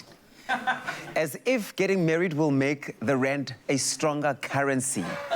Oh, Lebogang Tubejane is not having it. Do not ask her when she's getting married. She will tilt, literally. Here's another one that came through. This one from Maletsatsi Mampo Mamabulu saying there, so yeah. So yeah, Maletsatsi doesn't want to hear anyone say in 2020, so yeah. So, yeah, I haven't heard that one much in 2019. Lebu Ntsimane says, good morning, Expresso fam. For me, it's skrr. I mean, everything is skrr, skrr these days. Skrr. I bet there's a lot of people out at home right now who've actually never heard it before and are hearing it for the first time. But skrr apparently should stay in 2019. Rita Mudley says, what's your New Year's resolution? So old. Clearly should have been left in 2019. That's the last time anyone should have been asked what their New Year's resolution is. Why don't you keep your comments flowing? Let's take one last one. Look at one last one. It's Patrick Nathan Hayes saying, good morning, Expresso. Load shedding. It should have stayed in 2019. Load shedding should have stayed in 2019. Do you have any phrases or sayings that you think should be left in the past with the previous year? Let us know on our Facebook page. Remember to use that hashtag Expresso Show. If only it was as easy as wiping the phrase load shedding So y'all- load shedding out of our memory, that we could actually get rid of load shedding. That would be amazing. So y'all, what's your New Year's resolution? Like I just try to kill everything. Like, sorry guys. Well done. I see what you did there. Anyway, because it's Throwback Thursday, if you think about the years between 2010 2019, they seem to have passed by like within the blink of an eye, quite quickly. Absolutely. So this past decade, I mean, if you think back on it, we had the holy matrimony of the Expresso Frenchies. Yes, they were married. The beginning of the hashtag Black Lives Matter movement. There was the passing of our beloved former president Nelson Mandela, and challenges like the hashtag Ice Bucket Challenge. And so for this Throwback Thursday, we've decided to take a look at our top 10 randomly selected events that made headlines this past decade. And we're going to start right off there with the Kardashians. Now, Kim Kardashian and Chris Humphrey's 72-day wedding. If you remember, the 20th of August 2011 marked the holy matrimony between Kim Kardashian and, like I said, Chris Humphreys. They divorced just 72 days later. That was like the shortest marriage in... I don't know if it is actually, but like globally, like on the celebrity stardom. 72 days. Quite weird that people still refer to it these days, though. Anyway, at number 2, randomly selected, as I said, Solange Knowles punching Jay-Z in an elevator on the 12th of May 2014. You remember that footage that we saw? This is at a Met Gala after party. Things went down. She just, I don't think she just punched him. Like, shoes flew, a heel to the chest. It was hectic. She was... But then afterwards, it just got swept under it's like after, when the doors opened, it was like, ding, ding. Ding, ding. And we just step out. But coming in through stepping out in the third spot is the Al-Qaeda leader was killed by U.S. Special Forces during a raid in Pakistan. I don't know if you remember this. He was allegedly responsible for planning the 2001 terror attacks on the World Trade Center Twin Towers in New York City. So Killing of Osama bin Laden, 2011. Wow. Who will forget this? Remember the Fire Festival? Yeah, it didn't happen. It was a music festival. This all happened in April of 2017, where thousands of people spent hundreds of dollars for tickets to something called the Fire Festival, and it was supposed to be this luxury music festival in the Bahamas. The festival, however, didn't exist, and festival goers were left stranded on the island for hours with little to no food. There were limited tents. Their mattresses were soaked from the rain. It was absolutely shambolic. Look at some of the scenes from the Fire Festival. They got so much fire for that. The mom jokes. The rudeness. But like, let's just take it back to October 2010. That's when a lot of careers were launched, because that is when Instagram first became relevant. Wow. Now, of course, Instagram was launched in October 2010, created by Kevin Systrom and Mike Krieger. And like I said, it launched many careers. Hashtag Instagram models. Still doing it. It's still doing it right now. Lance Armstrong, remember that name? It might kind of spark up a couple of headlines if you remember, because Lance Armstrong was forced to pay more than $20 million in lawsuits, which included some $10 million in a fraud dispute with the promotions company SCA, following an interview with Oprah where he revealed that he had used EPO in February of 2013. So a man who also got into the headlines for all the wrong reasons, unfortunately. It's so crazy. It feels like just yesterday that happened, you know what I mean? But who can forget? It was the royal weddings. Oh, it was royal weddings. Now, Prince William and Kate Middleton got married in April 2011. Imagine, with 22.8 million viewers, and then followed by Prince Harry and Meghan Markle in 2018 with a whopping 29.2 million viewers. Wow. That wedding, imagine, like on that platform, to have your wedding like shown to the whole world, 29.2 million viewers. That's how many critical eyes do you want to invite to your wedding? All right, also in July of 2011, that saw the release of the very last Harry Potter movie, which was Harry Potter and the Deathly Hallows Part 2. For all the Harry Potter fans out there, say goodbye to the last decade of great movies. And then, coming in up at number 9, the Korean pop star Psy's music video for Gangnam Style. Oh, yes. Gangnam Style hit 1 million views on... Yay, there we go. Greg just triggered you so hard right now. This is the first time when something went viral. Yeah, you could say. Yeah? You could say, yeah. They reached, what, 1 billion views, right? 1 billion. I thought it was 1 million. 1 billion 1 views. billion. That is insane. It's still so cool. So I went to Korea, right, to Seoul, South Korea. Yeah, and there's an actual place, a district called Gangnam. And it was actually just quite weird kind of walking the streets. I was expecting to see somebody just... Did you do it though? Did you do it? Of course I did. Yeah, of course you did. Of course you did. Anyway, also, if you remember, December 21st, 2012, people thought that the world was going to end then because there was an ancient Mayan prophecy that declared that would be the end of days. And for one moment, everyone was like... There were like songs coming in, there were movies made. We're all right. We're okay. Okay, no, didn't happen. Did you put your alarm clock for the next day? Or were you like... I don't know. Did you believe? Were you part of I'm that? just like, if it's going to end, it's going to end whether you clinch or not. No. So rather just live, hey? Breathe, have a cup of coffee, walk the beach, whatever you need to do. Is that... That's my philosophy. That was interesting. All right, so those are some of the top 10 randomly selected moments from the past decade that made news headlines. Maybe share some of your top stories with us, some things that maybe piqued your interest. Expresso Morning Show SABC3 is where you can find us online. Thank you very much, Kat. Let's take a look at those news headlines. The Western Cape government has offered its assistance to fire-ravaged Australia. Local government MEC Anton Bredel has offered the Australian High Commissioner backup in the form of a 40-member-strong firefighting team. 4 people have been arrested for being in possession of lion bones wrapped in aluminium foil and hidden inside a crate. The Hawks in Northwest Province said yesterday, Monday, 4 suspects tried to sell lion paws to an undercover agent in Rustenburg for 300,000 rand.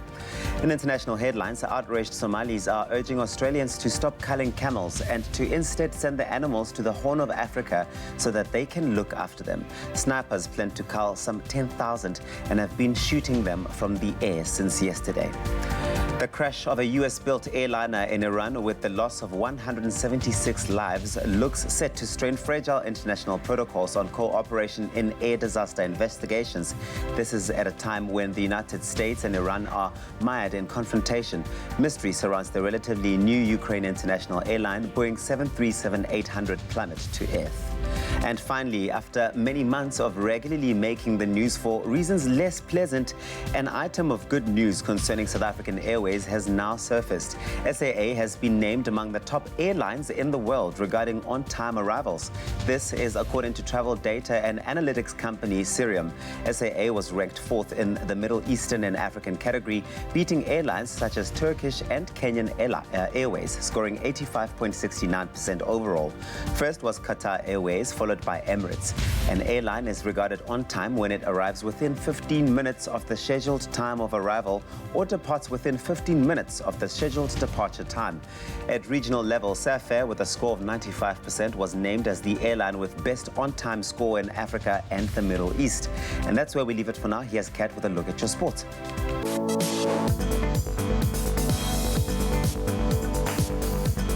Right into it with midweek PSL action, which saw Kaizer Chiefs claiming a 3-0 win over Highlands Park to extend the lead at the top of the standings to 38 points, now 6 points ahead of defending champions Mamelodi Sundowns in 2nd place. Now, Leicester City was held to a 1-1 draw against Aston Villa at the King Power Stadium in the first leg of the 2nd semi-final of the Carabao Cup. And in tennis news, South Africa's top tennis player Kevin Anderson beat France's Benoit Paire 2-6, 7-6, 7-6 to deny France a spot in the inaugural ATP Cup quarterfinals in Brisbane. That's a roundup of the sporting headlines. Right now, let's take a look at the roads.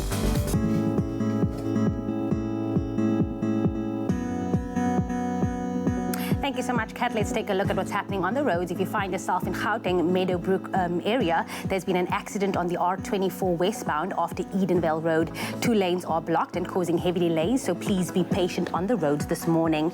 And then in the Western Cape, Guguletu, on the N2 outbound, there's been an accident after Borchard's Quarry obstructing the left lane. Please approach with caution this morning as well. And then lastly, Metro Rail Northern Line, all inbound and outbound Wellington trains are temporarily rerouted to operate via Monte Vista line due to load shedding at Parow. So please listen for platform changes. And that's where we leave your traffic for now. Let's take a look at what's happening in the world of weather.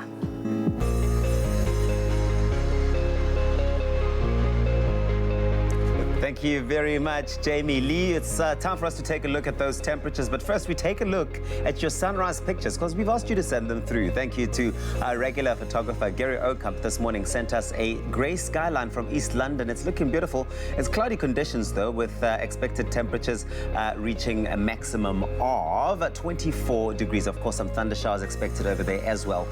Lena Peterson also sent us this pink skyline from Claremont. This is beautiful, where partly sunny conditions that clear up towards the evening and warm temperatures reaching a maximum of 24 degrees. Thank you very much, Lena Peterson.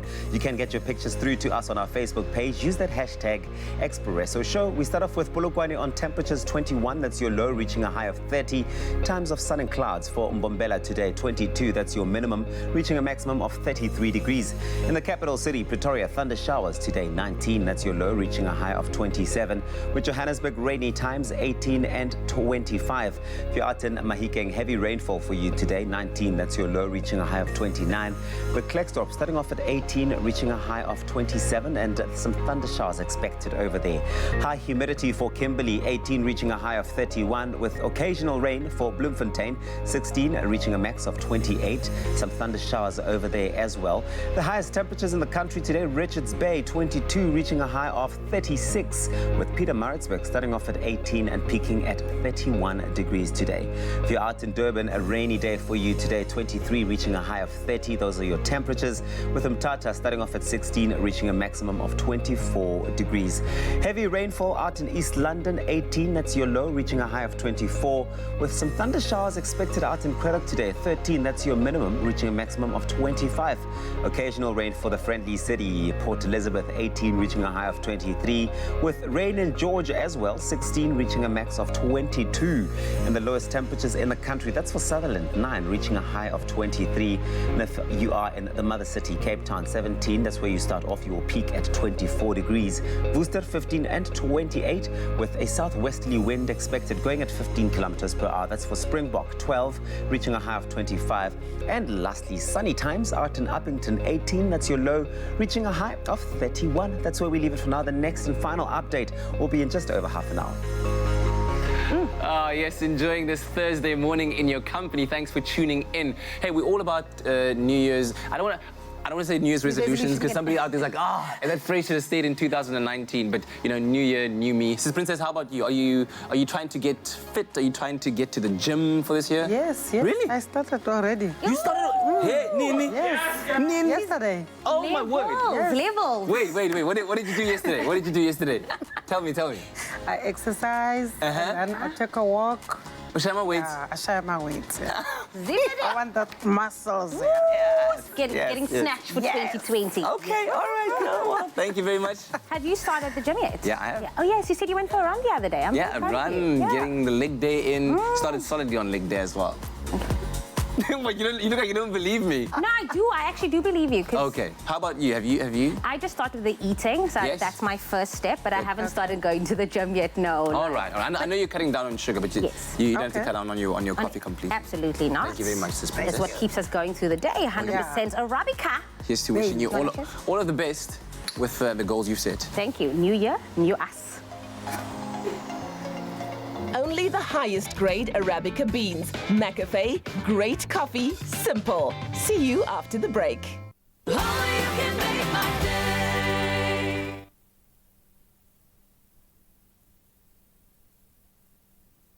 Philanthropist. Yeah. Philanthropist. Okay. Go stand by. Silence and sit. You got eyes, Marky. 2. And then finally, Australian media reports that celebrities, philanthropists, generous individuals and businesses have now together raised more than $140 million for bushfire victims and firefighters across the country. Latest donations come from Elton John and Chris Hemsworth with $1 million each. Metallica with 750,000 rand. Oh, sorry. Metallica? Okay. Metallica with $750,000, and Pink and Nicole Kidman with $500,000 each. Now, Australia's weather agency said yesterday it saw no sign of cooler weather or significant rainfall in the next few months, an unwelcome forecast for authorities who have warned that only a large downpour would halt bushfires sweeping across the country. And sadly, ecologists at the University of Sydney have estimated that some 1 billion animals have already perished in the wildfires, including 8,000 koalas. And that's where we leave your global news for now. Let's take a further look. What do I say? Okay.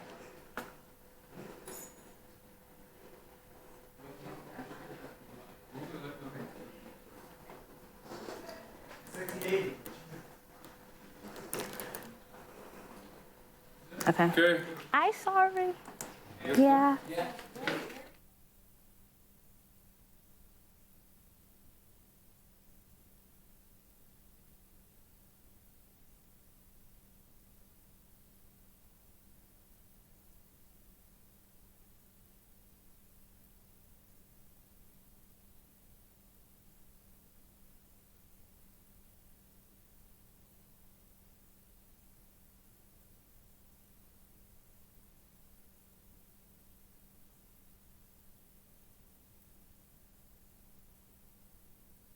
It's my feel-good breakfast show.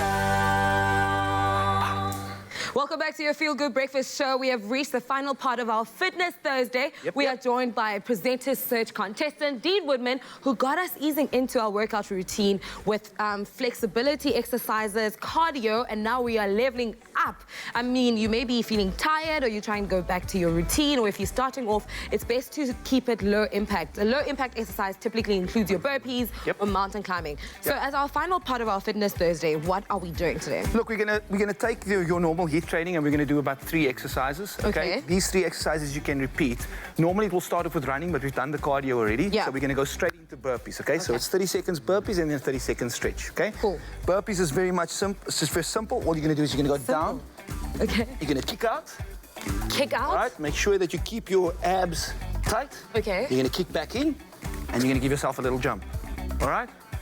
You got jump was so weak. Yes. Yeah, it's okay. Keep it. Look, some people do modified jumps. They don't jump up all the way. Like I say, you got to think about the impact on your knees depending on your age. Yeah. But I think we're good though. So. Still on track. You ready? Okay, let's go. Cool. So go, and we go down. There we go, up, and you do a jump. Here we go. Keep the breathing going. There we go. Yep. And you can change the speed that you want to do this in, but the most important thing is keep the abs tight. Okay. Do another 4 more. So what are we working out here exactly? Which parts of our body? Basically, you are combining cardio and you are combining legs and arms all at the same time. Okay? So because of the knee injury I had way back in 2003, I can't continue with this exercise specifically. So let's stretch it out then. Okay, once again, remember earlier I showed you just got to stretch him out. Okay. All the way down, keep the legs, hands this down. is us just regaining our breath. Regain your breath, hands up again. All the way down. Okay, you're gonna give me 2 more of these. All right, and then we're gonna go into the next low impact HIIT exercise. And which one is that? And that one is very simple. Simple in terms of how you do it, but it is quite intense on the body, right? Okay. So you're gonna start off with your hands up here. Your legs and your knees are slightly parted. Going to a jump squat, and you come back up. So that's basically jumping jacks, but that went to a private school. 100%. Let's do it. Ready for Model C? Okay, here we go. And down, and up, and down, and up. Make sure you keep the form, okay? You don't want to impact or hurt yourself. And then with this one, is there a modified version of this exercise? Yeah, 100%. So the more you push the pelvis to the back and you lower your hands to the side, you'll be able to have less impact on yourself, okay? Make sense? So you can do that as well. Once again, you can see all impact exercises do a lot of cardio and they help the glutes. You good? Now I'm just thinking about that toe injury I had in back in 2000. Okay, toe injury. Okay, cool. Stretch him out again for me. Okay. Right? So now you're gonna go down, all the way down. There we go. Come all the way back up. Okay. Regain I like your breath. this exercise. Yeah. The cool thing about training and low impact training at home is that if you're traveling or you're a lot over in the countries between Durban, Joburg, and Cape Town, you can literally do this in your hotel room, okay? Yeah. Make sense? 1 more. Okay. Okay? This is gonna get you pumping. I'm ready. They call it mountain climbers. All right, so you're gonna get down, plant your hands evenly. It's like you're gonna do a push-up, but what we're gonna do here now, you're gonna raise, gonna put him back, you raise, but you're gonna do it with a little bit of pace. Okay? Wow. 10 seconds. Are you ready? Okay. I want this. It's like you're running. And 10, 9, 8. I don't count very good. 7. Ah, what do you mean? 6. 3. 4. Go. So, Dean, where can we get your social media and how can people get these routines? So I'm Dean Woodman on Instagram. You can catch me there. Also, if you need any info tips on training, there's info@deanwoodman.com, and I can share you a couple of tips. But remember, you always need to eat as good as you train. Thank you so much for joining us. I'm going to try do this back at home, and I hope that we have helped you get back into your fitness routine, or at least have inspired you to go to the gym. This is the final part of our Fitness Thursdays. Keep it locked on your Feel Good Breakfast Show. Cheers. Quickly sounding so relieved right She now. is. That was the final part. Oh, yeah, no, but no, you know what? She committed to it. I wouldn't have been able to get as far as she has with this. She's done it from start to finish and only fell and dropped right at the end. That's what you want. Speaking about commitment, a lot of you are trying to commit to a healthier you, and we're about to help you with that right now. Clover Fresh Milk is the #1 milk brand in SA. Made with love by Clover. So yeah, most of us are back at work. Yes. School next week, and you're trying to just find a healthier lunchbox routine after what has been a very indulgent holiday. And nowadays, it's way too easy to fall into the trap of buying takeaways at work. It's easier, it's quicker, you might think. But if you put a little bit of effort into your planning and you take some time to do some proper meal prepping, you'll not only have a healthier lunchbox, but you'll also be able to put some bucks back in your pocket. So we bring you some lunchbox tips and tricks for you to use in 2020. And if you start now, 9 days into the year, you can apply these for the rest of the year, and who knows, not who knows, you will be healthier at the end of the day, definitely, without a doubt. Well, these are going to come in really handy when the time comes, okay? So the whole thing about lunchboxes, when it comes to tips, right at the top of it is plan it ahead of time. Plan your lunches, all right? So this is important. I mean, we wrote this down for you so we can give it to you, but it's a little tricky at first, okay? It's going to get tricky and difficult at first, but planning ahead is always such a great idea. Create a healthy habit. Create a healthy lunchbox menu for the week. So don't just do it for the day, because then you might forget the next day. Do it for the whole week so that you know exactly what you're going to be having. Plan it on the weekend, for example. So Sundays are usually really best to do this. And of course, then keep your lunchbox ingredients in a separate space in the fridge so that you know exactly where to look when it's time to prepare your lunchbox. There we go. Another good tip is for you to actually pack the lunchbox the night before. So obviously you've got your whole menu that you know what you're going to pack. You've got your ingredients in the fridge. Pack it the night before and avoid trying to do it during the morning chaos when you've got to get the kids ready for this and you've got to do this and that. The night before, just before bed, pack it nicely, and you know, the next day you're ready to go. As easy as that. Here's another one. Lunch boxes with different compartments. Those are really awesome. Like this one we've got on here. It really does help sort of separate the different pieces of your lunchbox so that everything doesn't get soggy. So you've got, you know, if you've got your eggs in one, they are in one. If you've got like your bread or your toast on the other side and your snack on the other side, it's not all getting mixed up together. It keeps it nice and neat. Yeah. Another one, a lot of the times we're always looking to cook like in bulk in order to cater for a big family. So it's important that you actually use your leftovers. It not only minimizes food wastage, but food sometimes also tastes better like the day afterwards. Yeah, the leftovers. most times. Yeah, so you made a big pot of roast chicken or whatever kind of thing. Turn it into a sandwich or maybe even a salad for a healthy option. Yeah. How about this one? Keep some condiments at work. Olive oil, seasoning, maybe your favorite sauces, lemons, crackers. There's a lot of things that you can do that you can play with as well. Just make sure you mark them with your name so everyone at the office knows it's your stuff. Yes, especially if you work here where we work. Don't or touch. where you work, maybe. Or get one of those. It's the same everywhere. Get one of those skull and crossbones stickers, like ingozi. Yeah. Or put like chicken feathers around it and like make them really scared.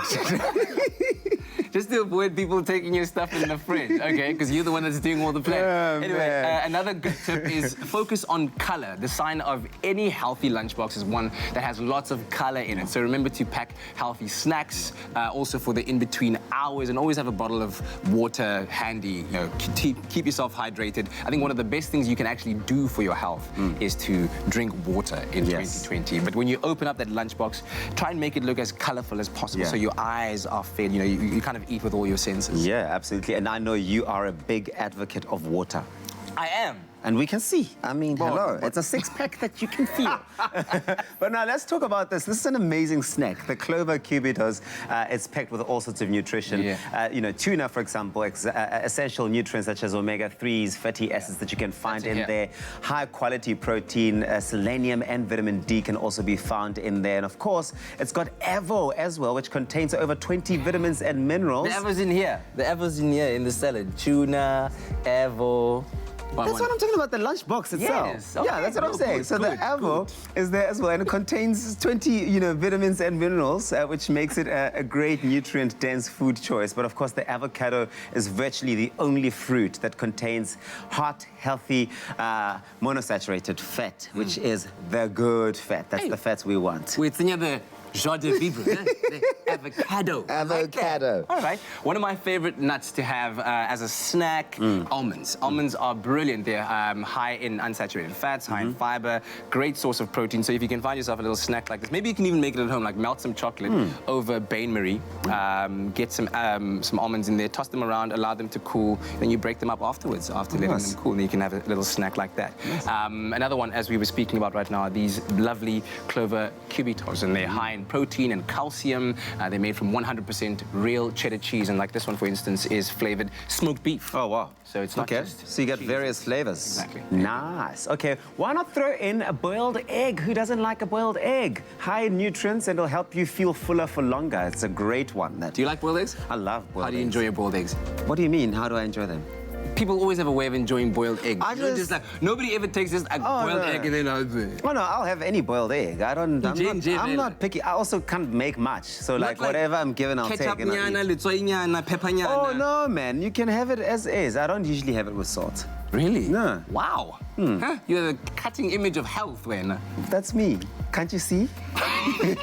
Anyway, those are some of the lunchbox packing tips we've got for you for 2020. Apply them, and like I said, it's 9 days into the year. Start out now so you can start developing that routine, and you'll see how easy it becomes part of your everyday, and hopefully then by the end of the year you have the entire family accustomed to it, leading to a happy and healthier you.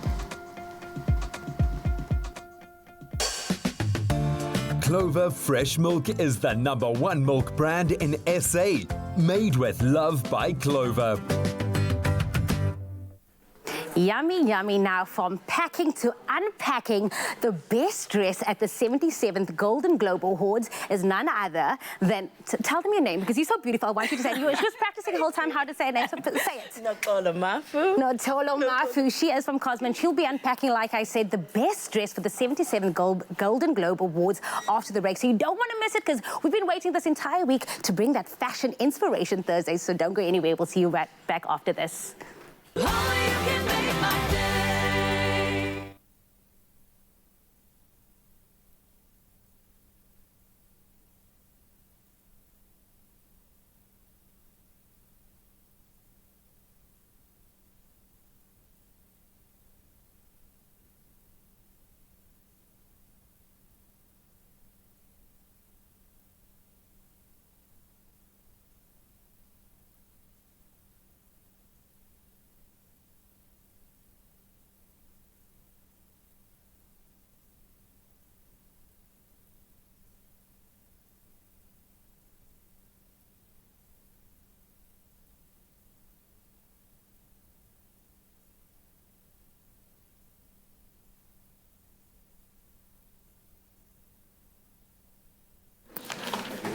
Guys.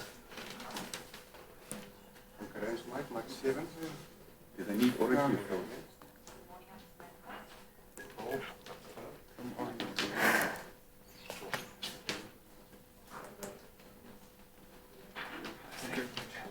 Here we go. Let's go. Let's go. Let's go. Yeah.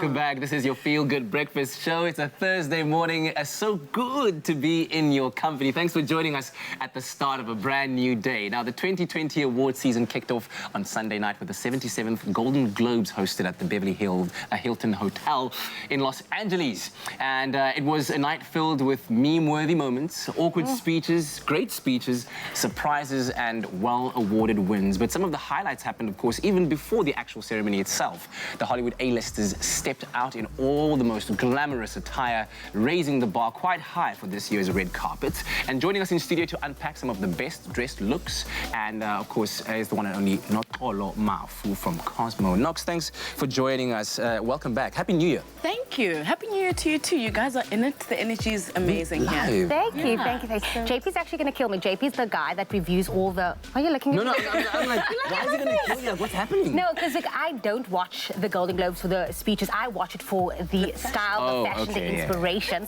So you're going to have to unpack it. There were a lot of best dress, a lot of worst dress, but we'll start off with the best dress. What is some of the style tips that you feel like is making a statement on the runway or on the red carpet this season? Absolutely. So I think the Golden Globes, obviously it kicks off the awards season. So I think everyone really returns to old Hollywood, and I think that's what we saw on the carpet. Old Hollywood glam, back to the sequence, back to the suit. I think the statement suit, females are having so much fun with that. So girls were fierce and it was amazing. Billy Porter also always with the drama. I loved it. It was so great. I came to slay. So feathers, sequins were a big thing. But also just a return to old Hollywood. I think we'll talk about best dress and worst dress, and you'll see that there really is a return to the classic look, but the suits really made a statement this time. Absolutely, a bit of an indicator as to where the rest of the red carpets might be leading to for the rest of you. So those were some of the trends that you noticed. But let's break it down now by individuals and tell us about some of the people that really dazzled for you on the red carpet. So I think it would be remiss for me not to mention Joey King, who I think did so well. I think that black and white kind of architectural design, that's an Iris van Herpen piece, which is just absolutely stunning. I think I wish it was longer. I think the glam would have been absolutely incredible there, but just the architecture, the length, the drama, so playful also. It looks like it finds inspiration in some kind of aquatic life. It's got movement. Even in the pictures, still frames, there's movement in it. You know, but sitting down must have been a problem because, I mean, look at all of that drama at the back also, but I really just appreciate the playful nature of it and a great way to start off the awards season, I think. Absolutely. Who would you say like peaked with dazzling and just owning the red carpet this season? Would you say she was like one of your... She brought the je ne sais quoi? She brought something, you know. I think it's modern. I think it's fresh. I really think she tried to do something new, something bold.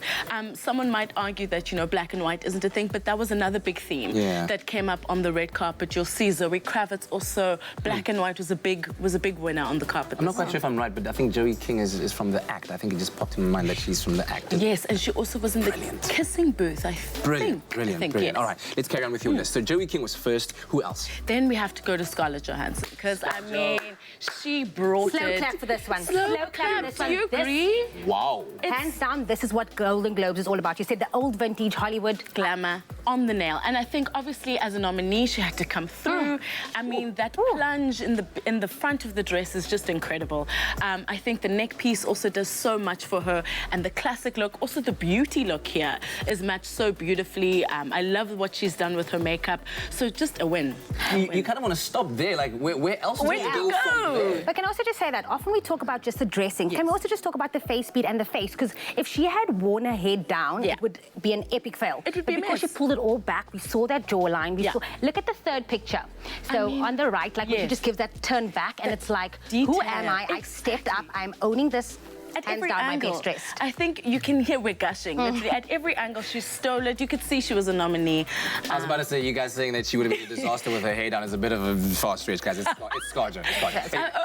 Okay, someone has a fave. And then we also have Anna, right? So Anna Damaris, who I think did really well here. Also, an amazing sequence I mentioned earlier. That is lovely. There is a return back to old Hollywood. I like the simplicity, the makeup also, again, paired with a beautiful beauty look. I think it's so great. And I mean, who doesn't have a good pocket? Hey, listen. Good pocket in practical. a dress. It's practical. You need a place to keep the phone while the paps are snapping away. Exactly. There we So go. some practical with a little bit of old school glam. Amazing. Did Kerry Washington make it onto your list, perhaps? She did. Kerry Washington. Kerry. No. So okay, go. Oh no, I heard it. No. So I think here, because the Golden Globes are so classic, you know, I think I'm really proud of her for taking a risk. Daring. Very daring. I mean, one move and we could have seen a nip slip. But I'm in for that risk. I really think it could have been. I think it could have been amazing, and I think she did well. She did well, I think. All right, so I that's don't think Kerry you Washington. agree. Well, yeah, tell us, give us your Knox, I opinion. loved you up until this point, but just because that was like a Leah gone bad / Ciara. I love Kerry Washington in The Fixer and The Scandal. She's an amazing artist, but this just did not do it for me. Are you typecasting her in that role? Well, I mean, no, not really, but like just because I know her. That, but yeah, I'm so sorry, Knox, but yeah. No, Live your life. Yeah, I mean, I'm sure even our audience is like, we get to disagree. I love this. That's what fashion is about. Absolutely. And then one of our last looks is Reese, who is just classic white again, a return to old Hollywood. Sure. The structure there at the top is just something to die for. Again, the hair, that blunt bob, making a return also. So I think that's also just a really classic way to arrive at the awards. That's also the don't touch me look. Yes. That dress is so white, you don't hug anyone. Stay about 5 meters away from me kind of look, but it's stunning. You just have to tell people from far. Just kisses. Hey, air kisses, There air we go. kisses. But of course, the royals also have to be acknowledged. Absolutely, The and I'm royals. so glad you know the royals arrived late but beautifully, Yes, with indeed. class. Beyonce with those statements I spoke about earlier.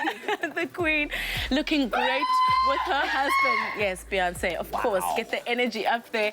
But her waist also cinched, hips looking amazing. Her entire life fit. I don't know, a moment of silence perhaps is Snatch. needed. I just want to know what Spanx she used because, gal, everything was in right there. Beyonce doesn't use Spanx. What are you talking Yeah, Beyonce is the Beyonce Spanx. was born this way. She is the She is Spanx. the Spanx. Oh, Lord, wow. She is the Spanx. No, but she killed it. She did. She Yeah, really did. So these looks, I think they were varied. I think we can see a lot of structure, return to the classic look, but I think the girls came out.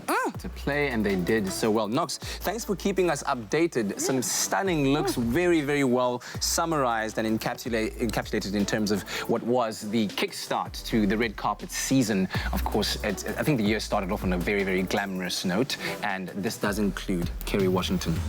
No? So Emily disagrees vehemently there. But let us know what you thought about some of the looks on the red carpet of the Golden Globes. And of course, our thanks once more to Nokolo Mafu from Cosmo.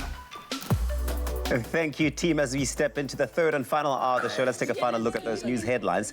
The Western Cape government has offered its assistance to fire-ravaged Australia. Local government MEC Anton Bredel has reached out to the Australian High Commissioner and offered backup in the form of a 40-member-strong firefighting team with the possibility of more firefighters to be dispatched if needed.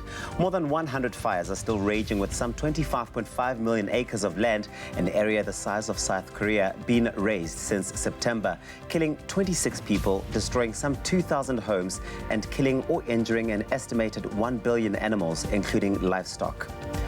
4 people were arrested yesterday for being in possession of lion bones, wrapped in aluminium foil and hidden inside a crate. The Hawks in the Northwest Province have said the lion was reportedly killed in Botswana, and the arrested suspects allegedly transported its remains to South Africa in order to find a buyer. On Monday, the Hawks arrested 4 people who were trying to sell lion paws in Rustenburg. Suspects tried to sell the paws to an undercover agent for 300,000 rand. In international news, outraged Somalis are urging Australians to stop culling camels and to instead send the animals to the Horn of Africa so that they can look after them. Snipers have been shooting camels in South Australia from the air since yesterday, following concerns that extreme heat and drought were forcing the animals to encroach on human settlements in search of water. They plan to cull some 10,000. The chairperson of the Somaliland Camel Herders Association, Mustafa Khalidik, said that the camels were very precious to Somalis and second only to human beings.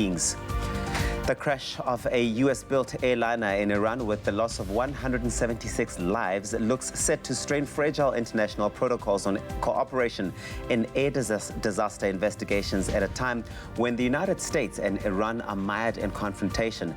Mystery surrounds the relatively new Ukraine International Airlines Boeing 737-800 nosedive, analysts have said. There was good visibility, the crew were experienced, and it had its last scheduled maintenance on Monday. Among the victims were 82 Iranians, 63 Canadians, 11 Ukrainians, including the crew of 10 Swedes, 4 Afghans, 3 Britons, and 3 Germans. And 15 of the dead were children. And finally, Australian media reports that celebrities, philanthropists, and generous individuals and businesses have now together raised more than $140 million for bushfire victims and firefighters across the country. Latest donations come from Elton John and Chris Hemsworth with $1 million each, Metallica with $750,000, and Pink and Nicole Kidman with $500,000 each. Australia's weather agency said yesterday it saw no sign of cooler weather or significant rainfall in the next few months. An unwelcome forecast for authorities who have warned that only a large downpour would halt bushfires sweeping across the country. And sadly, ecologists at the University of Sydney have estimated that some 1 billion animals have already perished in the wildfires, including 8,000 koalas. Well, that's where we leave it for this morning. Here's Kat with a final look at your sports.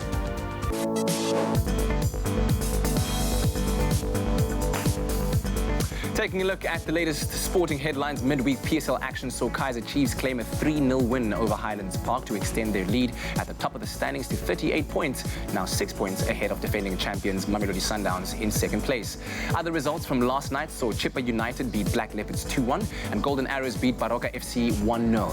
Supersport United, meanwhile, who are in third place, were held to a 2-2 draw against Maritzburg United, while Cape Town City drew 2-2 against Amazulu. Now, Leicester City was held to a 1-1 draw against Aston Villa at the King Power Stadium in the first leg of the second semi-final in the Carabao Cup. Villa fullback Frederick Gilbert opened the scoring in the 28th minute with a right-footed shot from close range, and the Foxes then equalised with a goal by substitute Kelechi Iheanacho to level the score. The second leg will take place on Tuesday, the 28th of January. And finally, South Africa's top tennis player, Kevin Anderson, beat France's Benoit Paire 2-6, 7-6, 7-6 to deny France a spot in the inaugural ATP Cup quarterfinals in Brisbane. Anderson came from a set down to beat the Frenchman, who suffered a meltdown on the court. Team South Africa clinched second place in Group A behind Serbia, but unfortunately missed out on the quarterfinal spot. And that's a roundup of today's top headlines in the sporting world. Right now, let's take a look at the roads.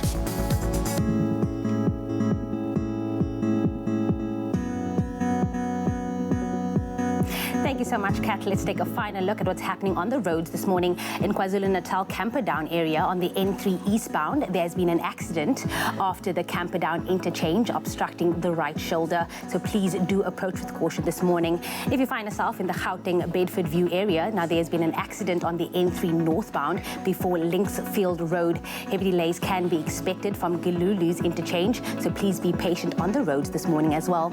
And then finally, on the Metro Rail Northern Line, there's an extended travel time of 40 to 50 minutes on the Muldersvlei Strand line due to current infrastructure conditions and sets out of service and defective sets. And that's where we leave your traffic for this morning. Let's take a final look at what's happening in the world of weather.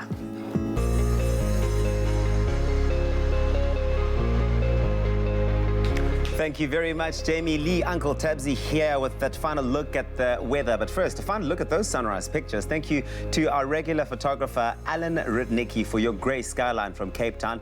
Also, Pat Sunkel, that beautiful sunrise picture from Durban. Anfra Supri for your sunrise picture from Piketberg. What a beautiful picture. Gami Ngobeni for your amazing sunrise from Botlokwa out in Limpopo. What a beautiful picture. Our regular photographer, Gary Okamp, that grey skyline from East London. Thank you for that. And lastly, Lena Peterson for your pink skyline from Clement. These are such stunning pictures. Love your work, guys. We do it all over again tomorrow morning. Get those pictures through to us on our Facebook, Expresso Morning Show, SABC3 with the hashtag Expresso Show.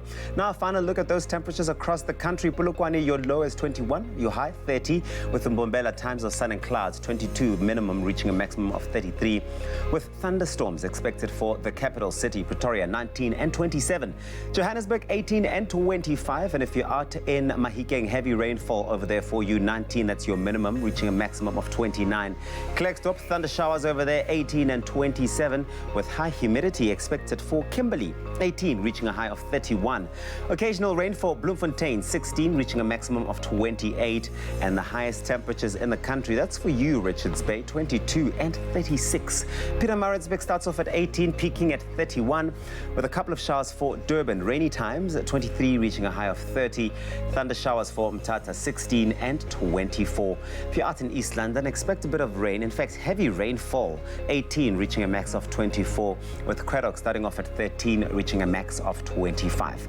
Occasional rain for Port Elizabeth today, 18, reaching a high of 23 for the Friendly City. George, 16 minimum and a maximum of 22, with Sutherland coming through with the lowest temperatures in the country, 9, reaching a high of 23. If you are in the mother city, Cape Town, 17, reaching a high of 24, and Worcester, time of sun and clouds for you, 15 and 28. And that southwesterly wind is still coming through for you, Springbok. It's going at 15 kilometers per hour, 12, reaching a high of 25. And lastly, Uppington, 18, that's where you start off, reaching a high of 31 degrees. And that's where we leave it for this morning. No matter what it's looking like in your part of the country, make it a feel-good type of day.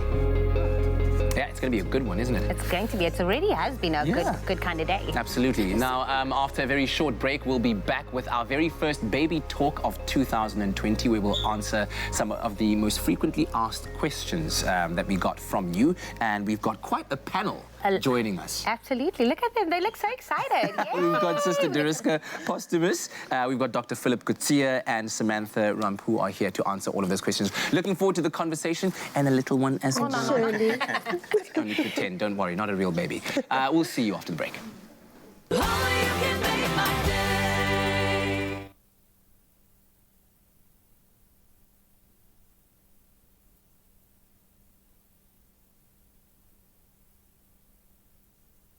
Today, guys.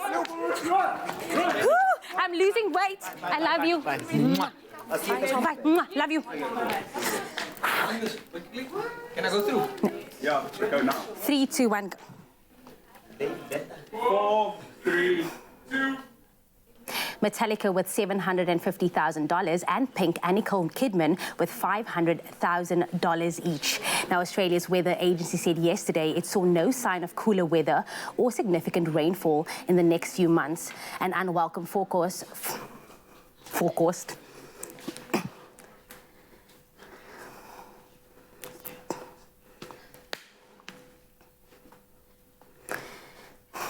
Metallica with $750,000 and Pink and Nicole Kidman with $500,000 each. Now, Australia's weather agency said yesterday it saw no sign of cooler weather or significant rainfall in the next few months. An unwelcome forecast for authorities who have warned that only a large downpour would halt bushfires sweeping across the country. And then sadly, ecologists at the University of Sydney have estimated that some 1 billion animals have already perished in the wildfires, including 8,000 koalas. And that's where we leave your news on the Africa channel.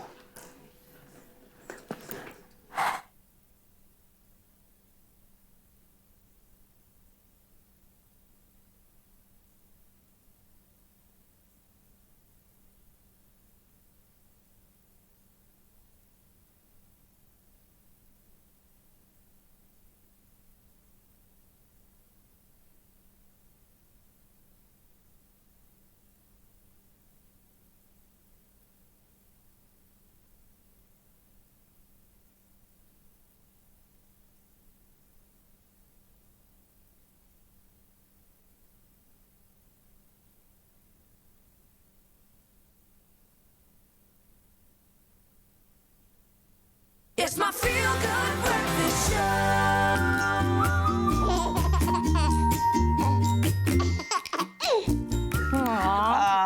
This reminds me of my son's favorite show, Word Party. The party's just begun.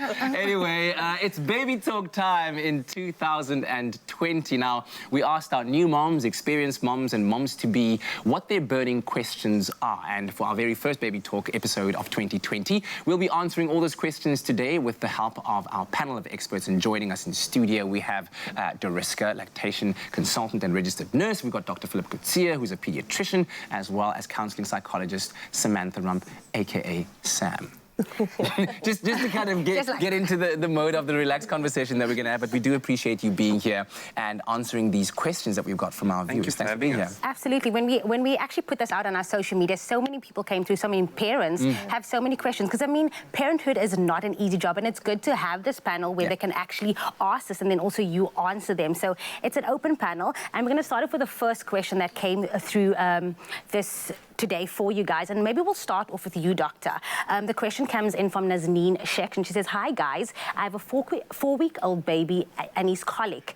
Anything that I can use to help ease the tummy? I tried the Bennett's colic mixture, but it's not working. He can't sleep. He just cries with the stomach cramps." The C word, eh? Oh, the C word. That is a swear word, and I forbid the C word in my clinic.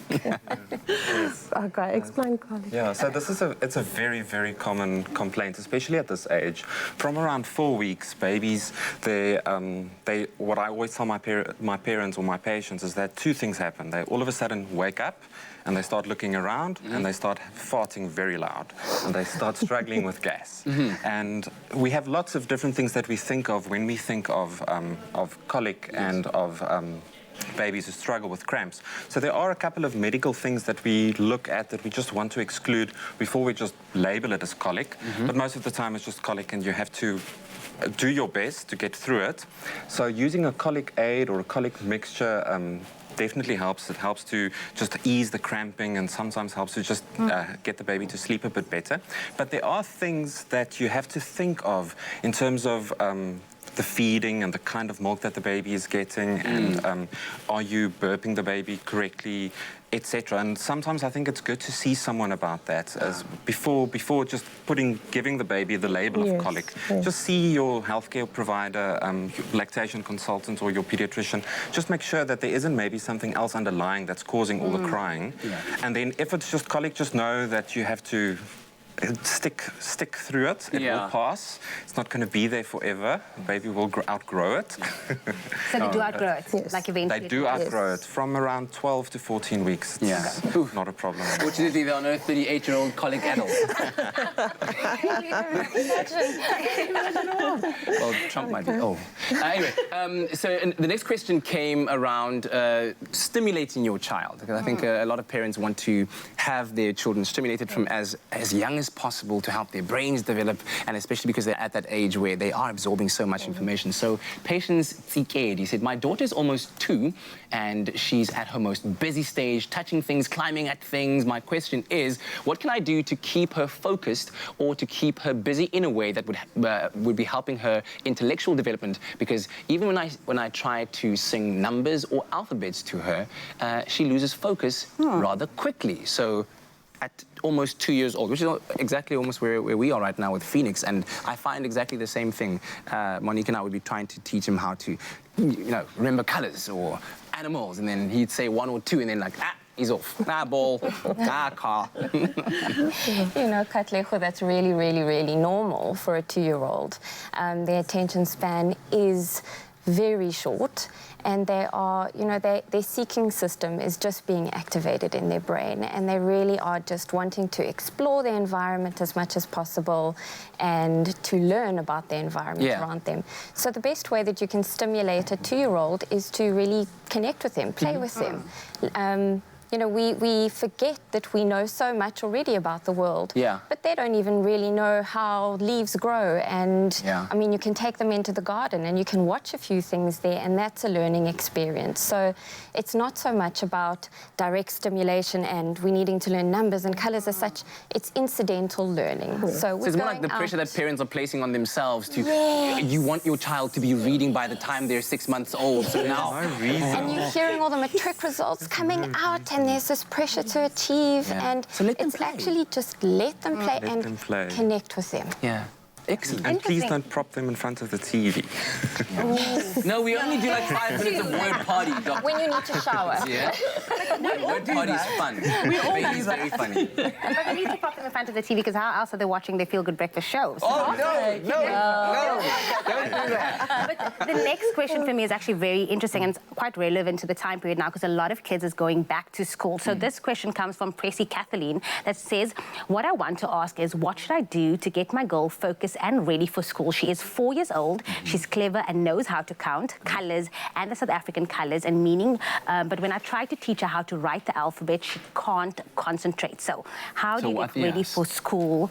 Because she's 4 years old. So yeah, kind of like same question, just in a different age group. Yes, absolutely. And I think that at 4, I mean, what you're really needing to focus on is her social and emotional development.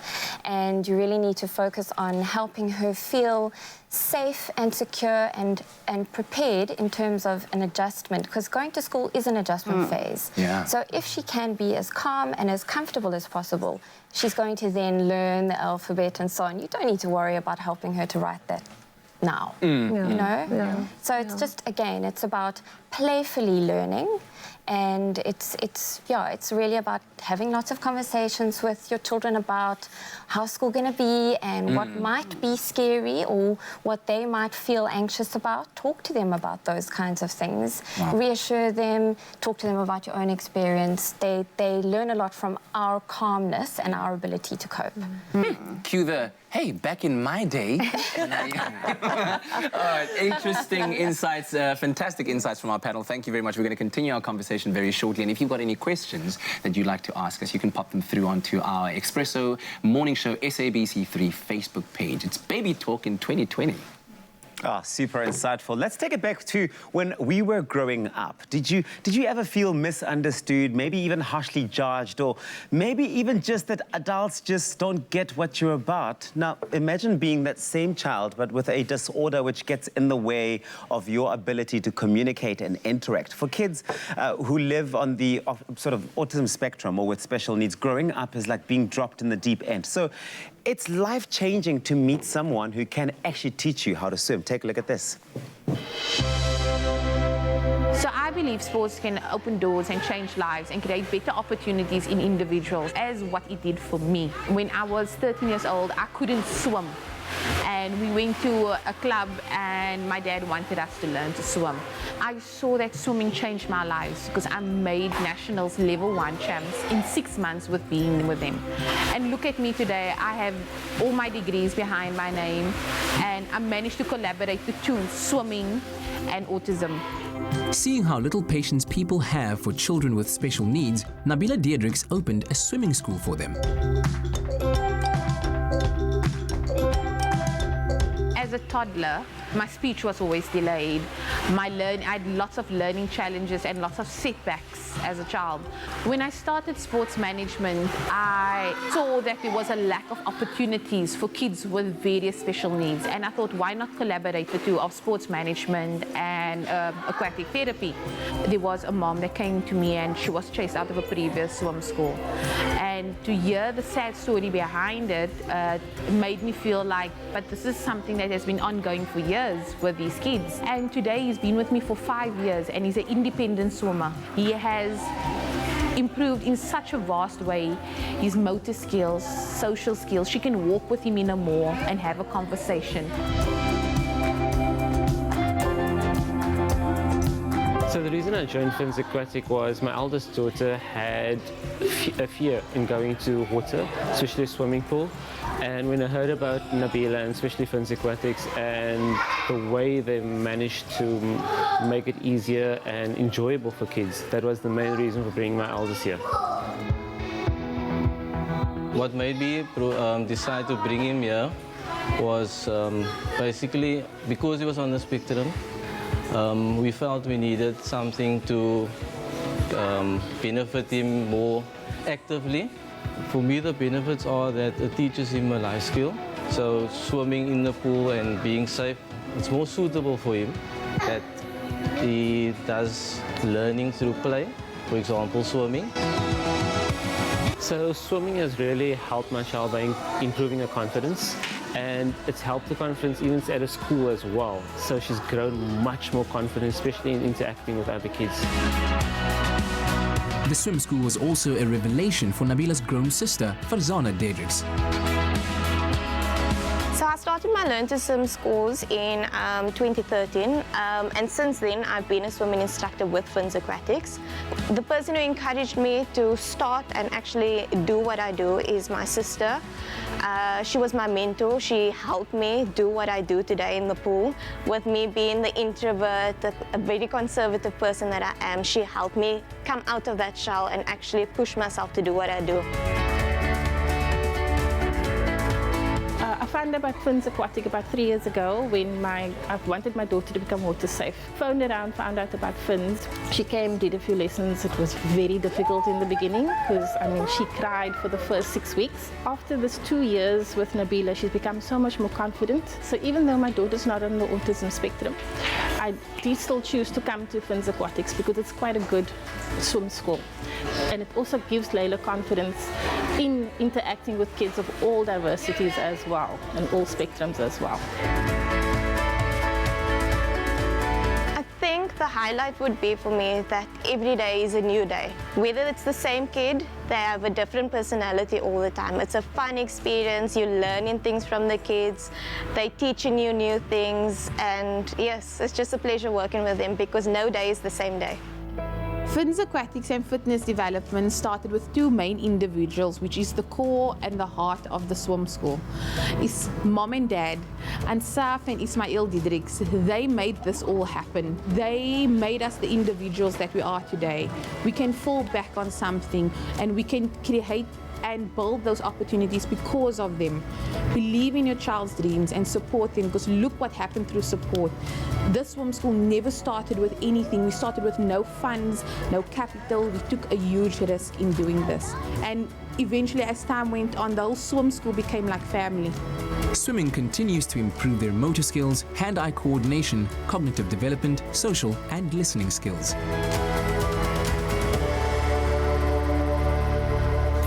Just a bit of love in Absolutely. the Thumbs up. pool. Yeah. That's what Thumbs it up. takes sometimes. That is wonderful.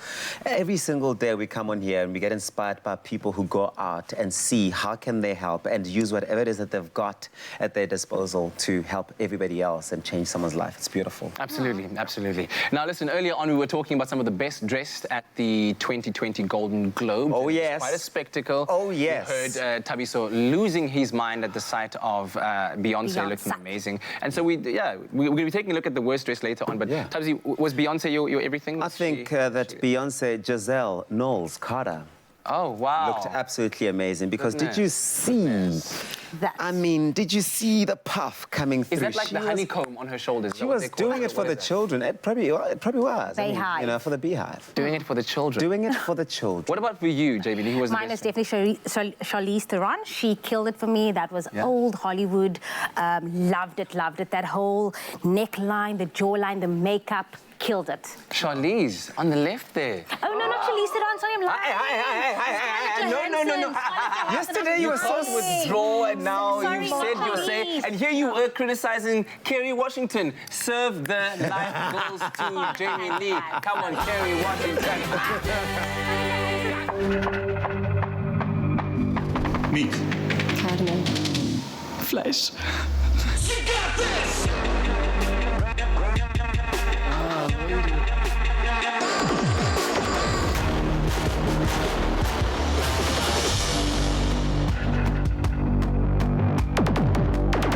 Veg. Gemüse. Verduras.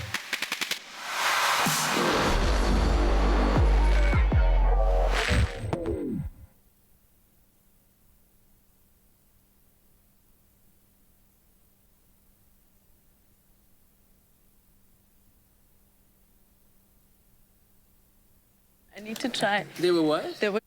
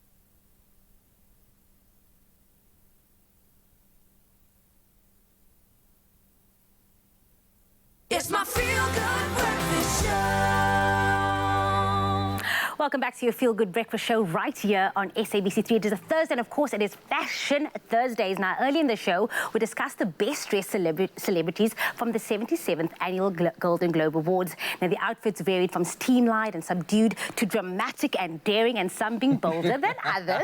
Now, most of the A-listers got it right this year, but unfortunately, some didn't quite hit the mark and they were failing miserably. Now, joining us once again is in studio is Nox Mafu. Welcome, Nox. And now we're going to break it down. The worst. Yeah. Unfortunately, there has to be. When we have a best dressed, we got to have a worst dressed. We can't all be in the front of the class, and some people need to be at the back, and there were a few. No, it's like, wow, the kids are sitting at the back of the class now contemplating their lives. I mean, I was part of them, don't worry. Hey, look at you now.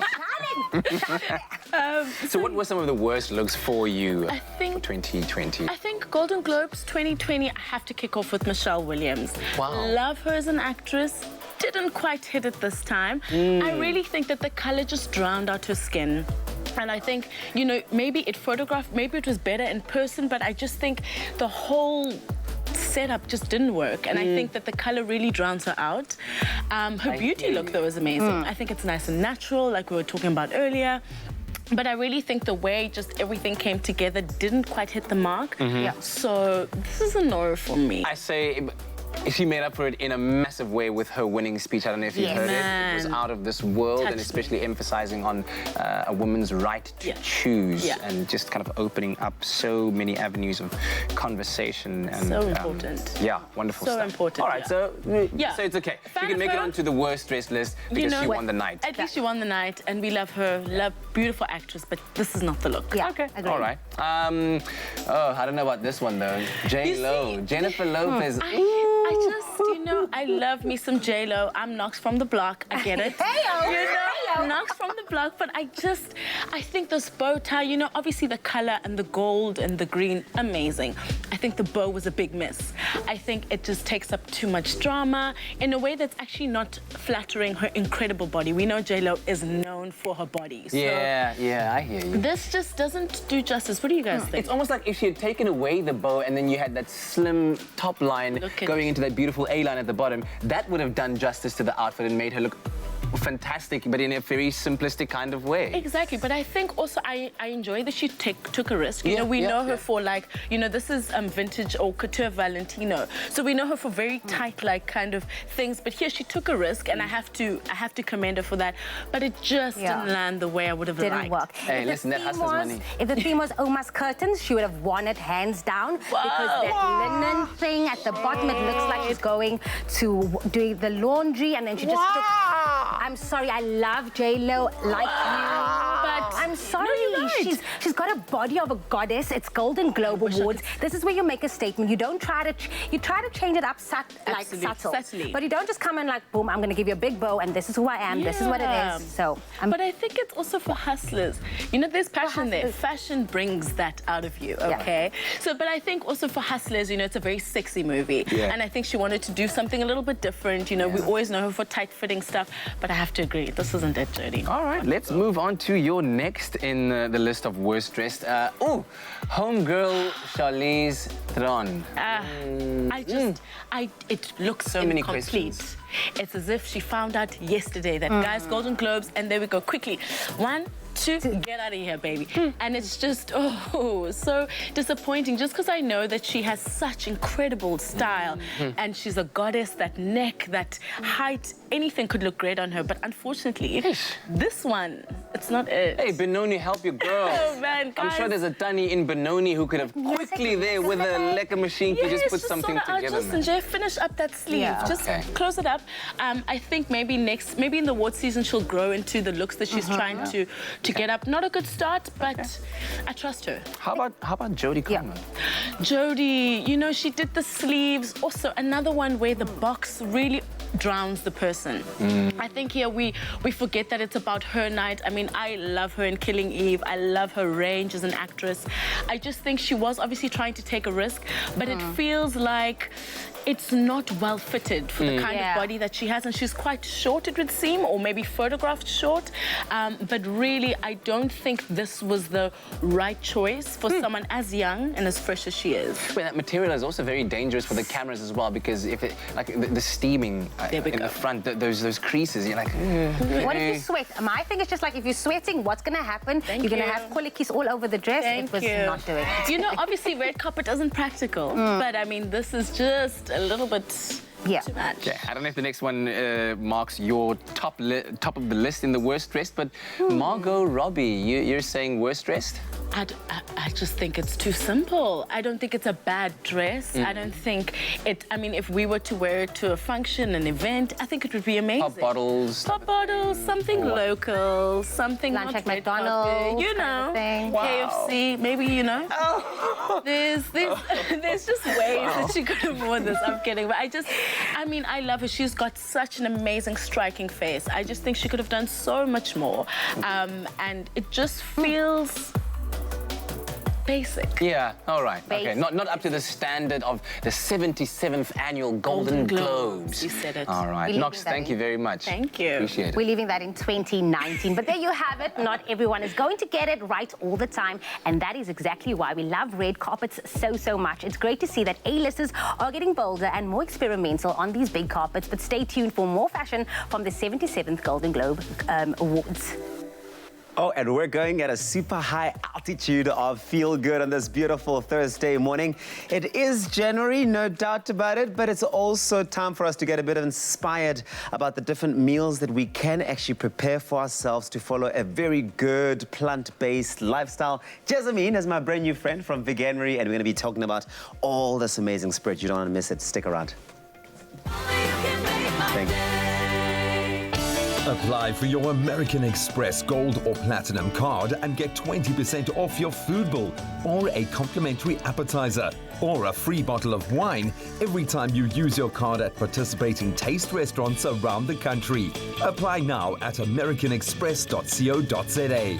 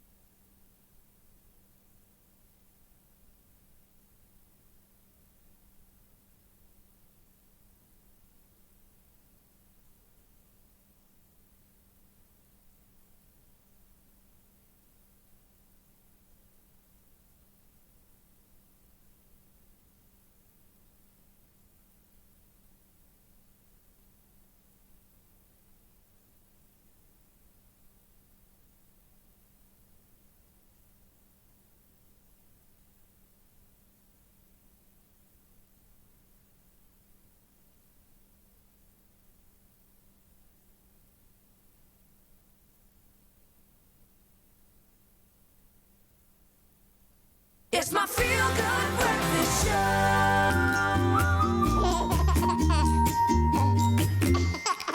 Welcome back. It is your Feel Good Breakfast show on this Thursday morning. Right on time you are for Baby Talk, the very first edition of 2020. We've got a very insightful panel with us in Sister Posthumous, in Dr. Kutsia and Samantha, who are taking in all of your frequently asked questions that you've sent through to us. And glad to have you back on the couch again. So let's kick off with referencing what Dr. Kutsia had said earlier on when we were talking about colic babies, and that sometimes they struggle with cramps because their body hasn't really adjusted to dealing with the air inside. So burping your baby, because that's one of the things you can actually do to help them. So how do you burp a baby correctly? So this question I get every single day.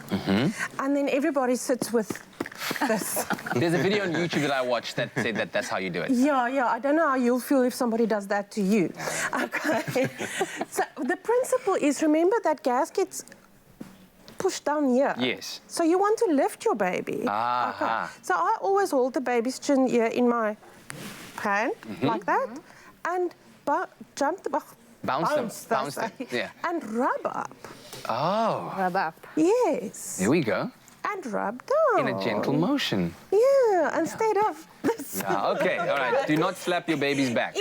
Even like this, because now you're lifting baby up and you get that. Yes. Open. Yeah. Okay. There's a lot of videos to watch, but there's also ways to prevent all those wins. Is if how you feed your baby, and like doctor said, what you feed your baby. But important that if you bottle feed as well, that you do it slowly. It's not gluck gluck gluck gluck gluck gluck. Okay. Let them have a break. One of the biggest mistakes. We call it paced feeding. So you pace feed your baby. Then you're also gonna have less wins. Interesting. Now, I want to change the topic a bit, and I'm sure this is a frequent question as well. I remember when I had little Luca, my midwife always said, like in antenatal class, she said the first thing you're going to be most excited for is when the baby poops. But what is considered healthy poop?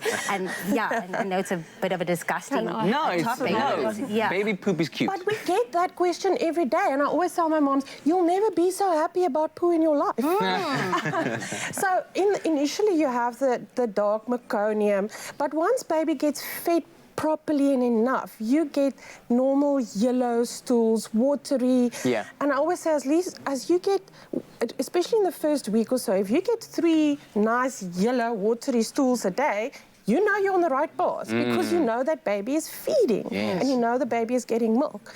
As they get older, it changes a lot. But especially in that beginning, that's...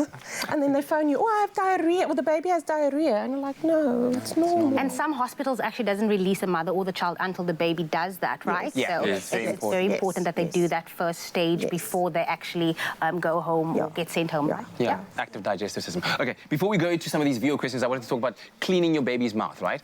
When is the appropriate time to start and how do you do it? Okay. So the moment baby starts solids, and sometimes they start food before they have teeth. So you start either when they get teeth or when they start food. Important also to use a product that is safe to swallow. So something with fluoride they shouldn't swallow. Okay. And they can't spit it out, or they can't spit it out purposefully. Yes. And lots of times you take the toothbrush and they just bite down on it. The principle is to teach them healthy lifestyle habits. Yes. So you can give them the toothbrush to play with. Okay. And put it in the bath. And let him play with it in the bath. And you get finger brushes that you put your finger in between, and then you get to do what you can do. Yeah. Okay. I was thinking of going back to that, but he can bite now, so it might not be the best thing to do. All right, let's take in some questions from Facebook. Here's one from Sharnay Peterson, who said, my question is, my daughter is 14 months old. We've noticed some white spots on her face. Is it sun exposure, even though we're using sunblock, or could it be a vitamin deficiency? I think that's a great question. It's a good question, but it's a difficult question, I'm going to be honest with you. In a situation like that, I think the best would be to see your doctor and have the skin looked at. It's very, very difficult for me to give an answer on just white spots. There are hundreds of things that it could be. Okay. The sun exposure is probably unlikely. But it's going to be vitamin deficiency. Also, I don't think it's a vitamin deficiency, but I'd have to see that, unfortunately, to say anything more. Absolutely. We have another question that actually came through as well, and this comes from Sharifa Bernadette. She said, my problem is my granddaughter is now heading for 2 years old, but she cannot speak. She used to say some words, but all of a sudden it is all gone. Is that something that you guys can maybe give feedback on? I would test hearing, number one. Yes, I would. Yeah, start with hearing tests. Check there's no problem there. What we see a lot is in children, especially in children who attend daycare centres, they get recurrent middle ear infections, and with fluid build-up in the middle ear that never really drains completely after each bout of infection.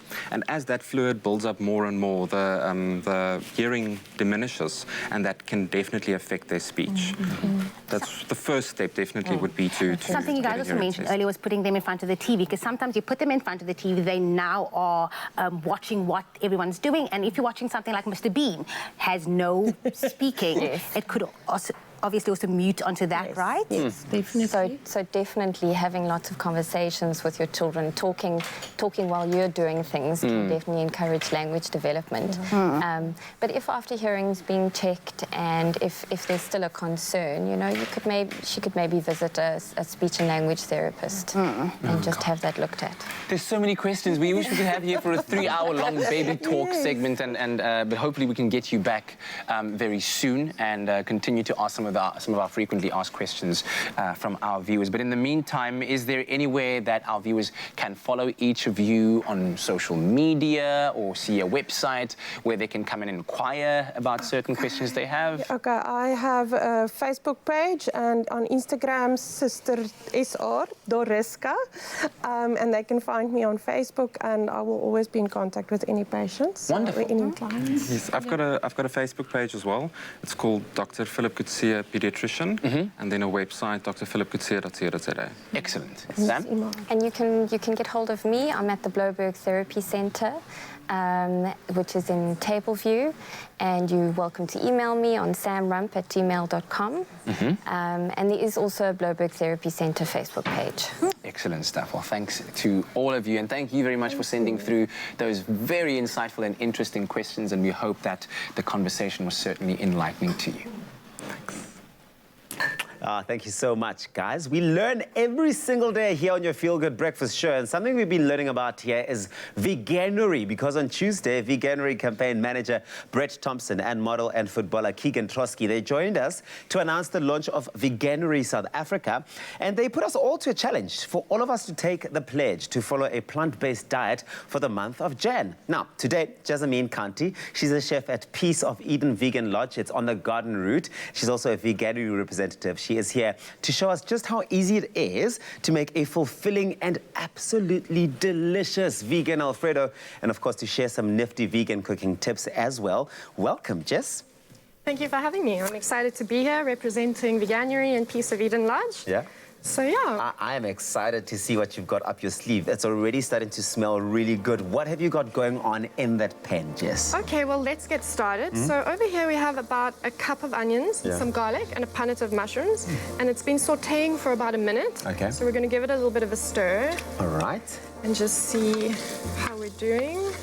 You know what I really get excited about here is that when people think of vegan or plant-based meals or dishes, it gets very complicated in your head and you think, where do I even start? But the thing about it is that every single one of us has the ingredients, or most of us have the ingredients sitting at home already, so you don't need to go traveling far to find stuff to make.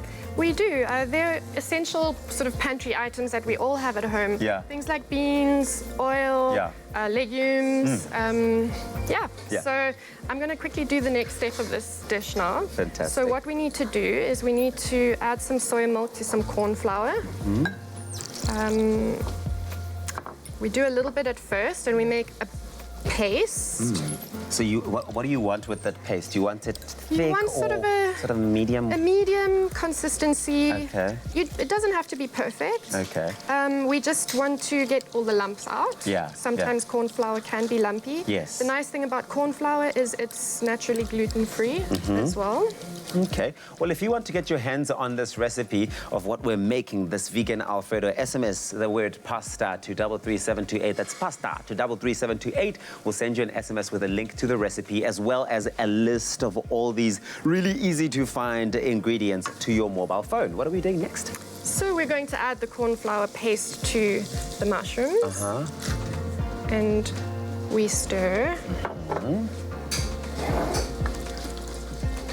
So what would you say, Jess, are some of those key sort of staple pantry items for someone looking to follow a plant-based diet? What are the things, key essentials you've got to have? So soya milk is a good one. It's a great dairy alternative. Yeah. It's low in saturated fats and low in cholesterol, so it's healthy. It's very good for you. Yeah. Yes. Fries does an amazing range of meat alternatives, which we're about to add to our dish. If you prefer a nut-based milk, Clover also does a range called Almond Breeze. Oh yes, we love it. Which is lovely. We love it here. We use it so often. And there are a lot of vegan cheeses, and I mean, a lot of the things are much the same. Yeah. It's just switching out the dairy and the meat. Well, I actually have had some of Fry's alternatives. In fact, what you've got here, which is, I think, an alternative to polony, right? Which you're going to add. Yes. Okay. So what else have you got here? So you've got this Fry's, what would you call it? A polony alternative? I guess so. I mean, Fry's does quite a few different things. So we're about to add the polony to our sauce. Okay. You can add it whilst the mushrooms are sauteing, or you can add it when the creamy mixture is already in, because you don't want to overdo meat alternatives. Okay. So it just needs a light cook, and we stir that in. So basically, you do it exactly as you would if you were doing it with meat. You don't have to do anything differently. No. The difference is it's plant-based and it's sort of meat-free. Yes. And the great thing about some of the meat alternatives, especially with Fry's, is that they are pre-cooked, so you don't have to overdo the cooking. Oh, that convenience in a pack. You've got to love it. Well, that keyword, once again, if you want the recipe and the list of ingredients sent through to you as pasta, SMS pasta to 33728. We'll gladly send it through to you. I see you've got some herbs here as well. What is this? This is parsley. Oh, you got some parsley. Nice. Fresh herbs are a great addition to a vegan meal or any meal. Yeah. They just give you Bring that it to life. punch They of give it a nice flavor. Exactly, yes. So our sauce is starting to thicken up now. And we're going to add some final things like the herbs and then some spices. And what would you say, while you add your herbs and spices, what would you say are some quick vegan cooking tips for those quick, easy-to-make meals? Well, for example, this Alfredo base, if you switch out the polony and you use the Fry's chicken strips, you've got a great chicken and mushroom pie filling. Oh, okay. This is a fantastic foundation for a lot of different meals. If you add a dash of vegan wine and some Dijon mustard, then you've got a stroganoff. Oh, okay. So, I actually feel like getting involved in helping you out here. So while you get the spices in there, is this the time where you add the salt and pepper? Yes, so we've just added some paprika and some nutmeg. The salt in there, we get some pepper in there. Yes. You get nowhere without salt and pepper. Don't ever Always forget that. enough seasoning. And, okay, so and then that we can add a pinch in now, and then we'll use that for garnish as well. Stunning. Okay, cool. So we got that in there. And then we're almost ready to mix this with the pasta. This is fantastic, which is the easy part. So once all of that is done, you mix it all up with the pasta, and this is what the final product looks like. Just a work of art. It looks amazing. It tastes just as good as it looks, but it's quick and easy to make, and it's plant-free, rather. It's plant-based. Plant-based. It's meat-free. There's lots of plants in there. It is meat-free. Lots of plant in there, but it's also good for you. And that recipe, once again, you can SMS the keyword pasta to 33728. There's this stigma, you know, that vegan food is boring. People think that vegan food is boring. Let me tell you something. There is nothing boring about this pasta that's done here. It is packed with flavor. And if you haven't yet, go to the Veganery website and take the pledge. You'll also find loads of delicious vegan recipes. They've prepared them all out there for you. You can try them out. And to get today's recipe sent to your phone, once again, pasta to 33728. That's what you need to SMS. And each SMS will cost you R1.50. No free SMSs apply. Just put it here. You're a rock star. Nothing is boring about that pasta, but also, of course, nothing is boring about the show as well, because early on we've been spilling the tea about the best dressed at the Golden Globe Awards and the worst dressed. Now we're going to spill the coffee, because how'd you like your coffee, Mama? So, you know, we've had the tea, we've been spilling it all over the studio. So I think a flat white, just to get me started on the day, is exactly what I need. That's exactly how we do it right here on your Feel Good Breakfast Show. But of course, while we get our coffee ready, and we're going to have a bit more tea afterwards with Fad or Fit for what is the looks for the Golden Globe Awards. We'll take a quick break and we'll see you after this. A taste loved by those who have tried it. McAfee, great coffee, simple. See you after the break.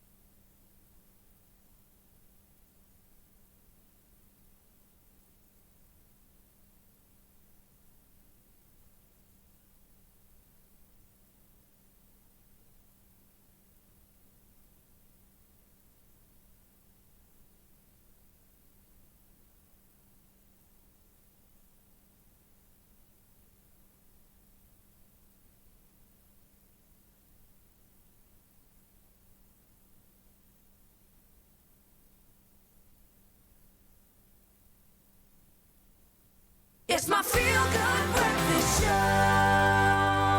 Welcome back. It is your feel-good breakfast show, Expresso on SABC3. So we did ask you that question on Facebook earlier this morning. Well, today we asked you what words or phrases or sayings you think need to stay in 2019. Let's take a look at those final comments that you've put through to us.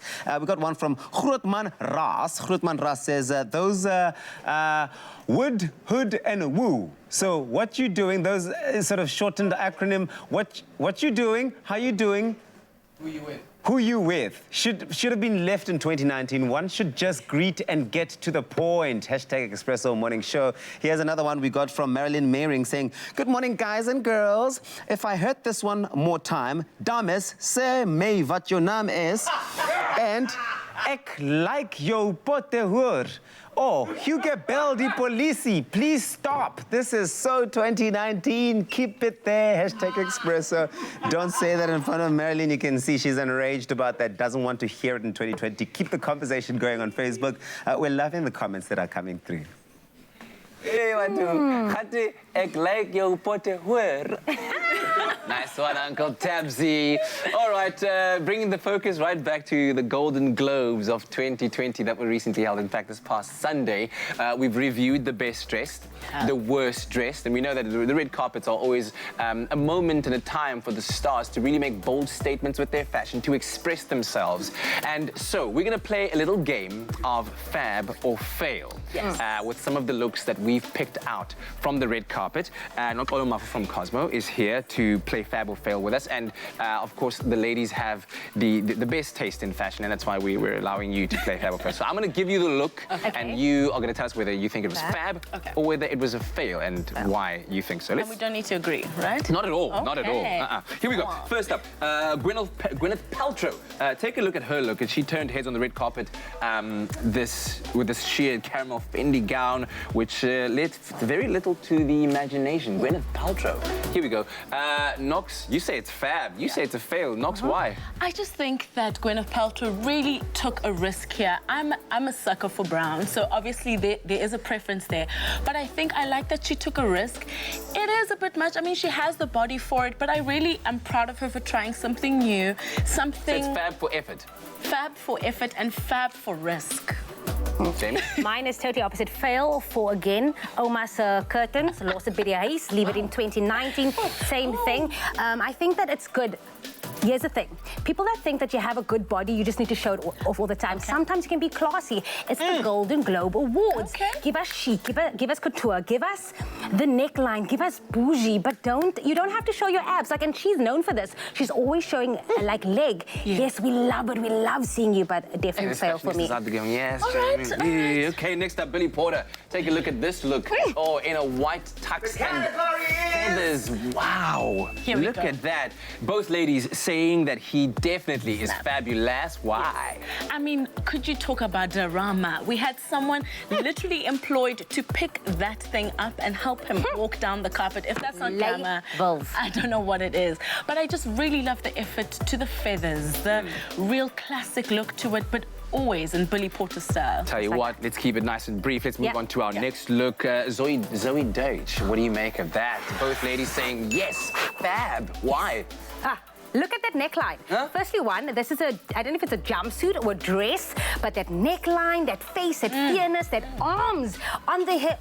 It does everything for her body. I'm feeling this. Also would be on one of my best dresses. How about the other Zoe, Kravitz? Take a look at this one. What do you make of this? Boom.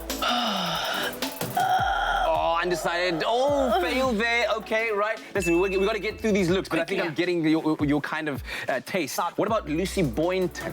This look, fab or fail? Both ladies saying fail. I think we can all unanimously agree with that. I don't know what that is. I'm not sure. Tin Man from... Leave it in the night. Anyway, I don't know where Priyanka Chopra, she was also on the red carpet. What do you make of that? Oh, a disagreement, a fail and a fab over there. I kind of like it. Go, Priyanka, live your best life. Lorna Dern, how about this? What do you think? Both of fail. What are you doing? No, zero. No, what are you doing right there? It's just a hot mess. I think on the overall, we probably have like a fab for the awards themselves, though some of the looks might have been fails. Absolutely. Did you agree with that, Tabs? Yep. I would. You agree with it? You just about Beyonce, right? Beyonce did an amazing job, Yeah. and she has taught the entire Hollywood Absolutely. what to prepare for in the 2021 edition of the Golden Globes. So that's good. Can I also just say that both of you guys look. Oh, look at it. Hey. I literally was like, All righty. Listen, what can we expect from you in 2020? Have you got anything big coming up? I mean, obviously, it's an amazing year for Cosmo, so I think you guys should just stay tuned on what we're up to. I think we've got some great content coming up. I don't want to give away too much because the prize is great, but I think it's going to be a spicy year, and maybe we'll see more of each other on the couch. You're going to be on the at the Queen's Plate this weekend? I am. Got your dress I ready? am. I'm so stressed. I'm not sure yet, but we'll figure it out. Trust Knox to say I'm not sure yet, and then on the day, rock up with an extravaganza. All right, listen, thank you very much for joining us. Love your insights and your expertise. To our panel, especially on Baby Talk, hope you enjoyed them, and we hope to bring them back again so they can answer more questions. And of course, to you, thanks for joining us at the start of another brand new day, Thursday morning, the 9th of January. We did the things, and we're doing it tomorrow again. Yes, yes. Right, and tomorrow we've got the Friday dance as well, just sort of sealing. Oh, yeah. Yebo! Yes. When I had this move, and I know exactly where you were going, I saw where you were going. You need to be stopped. Knows what this is. Come dance with us tomorrow. How about? Anyway, listen, we're going to say goodbye to you. Have a wonderful Thursday. Make someone smile out there. Check you tomorrow. We love you. Bye-bye. You in this move. Yeah. Expresso Morning Show, made with love by Clover. Another feel-good production.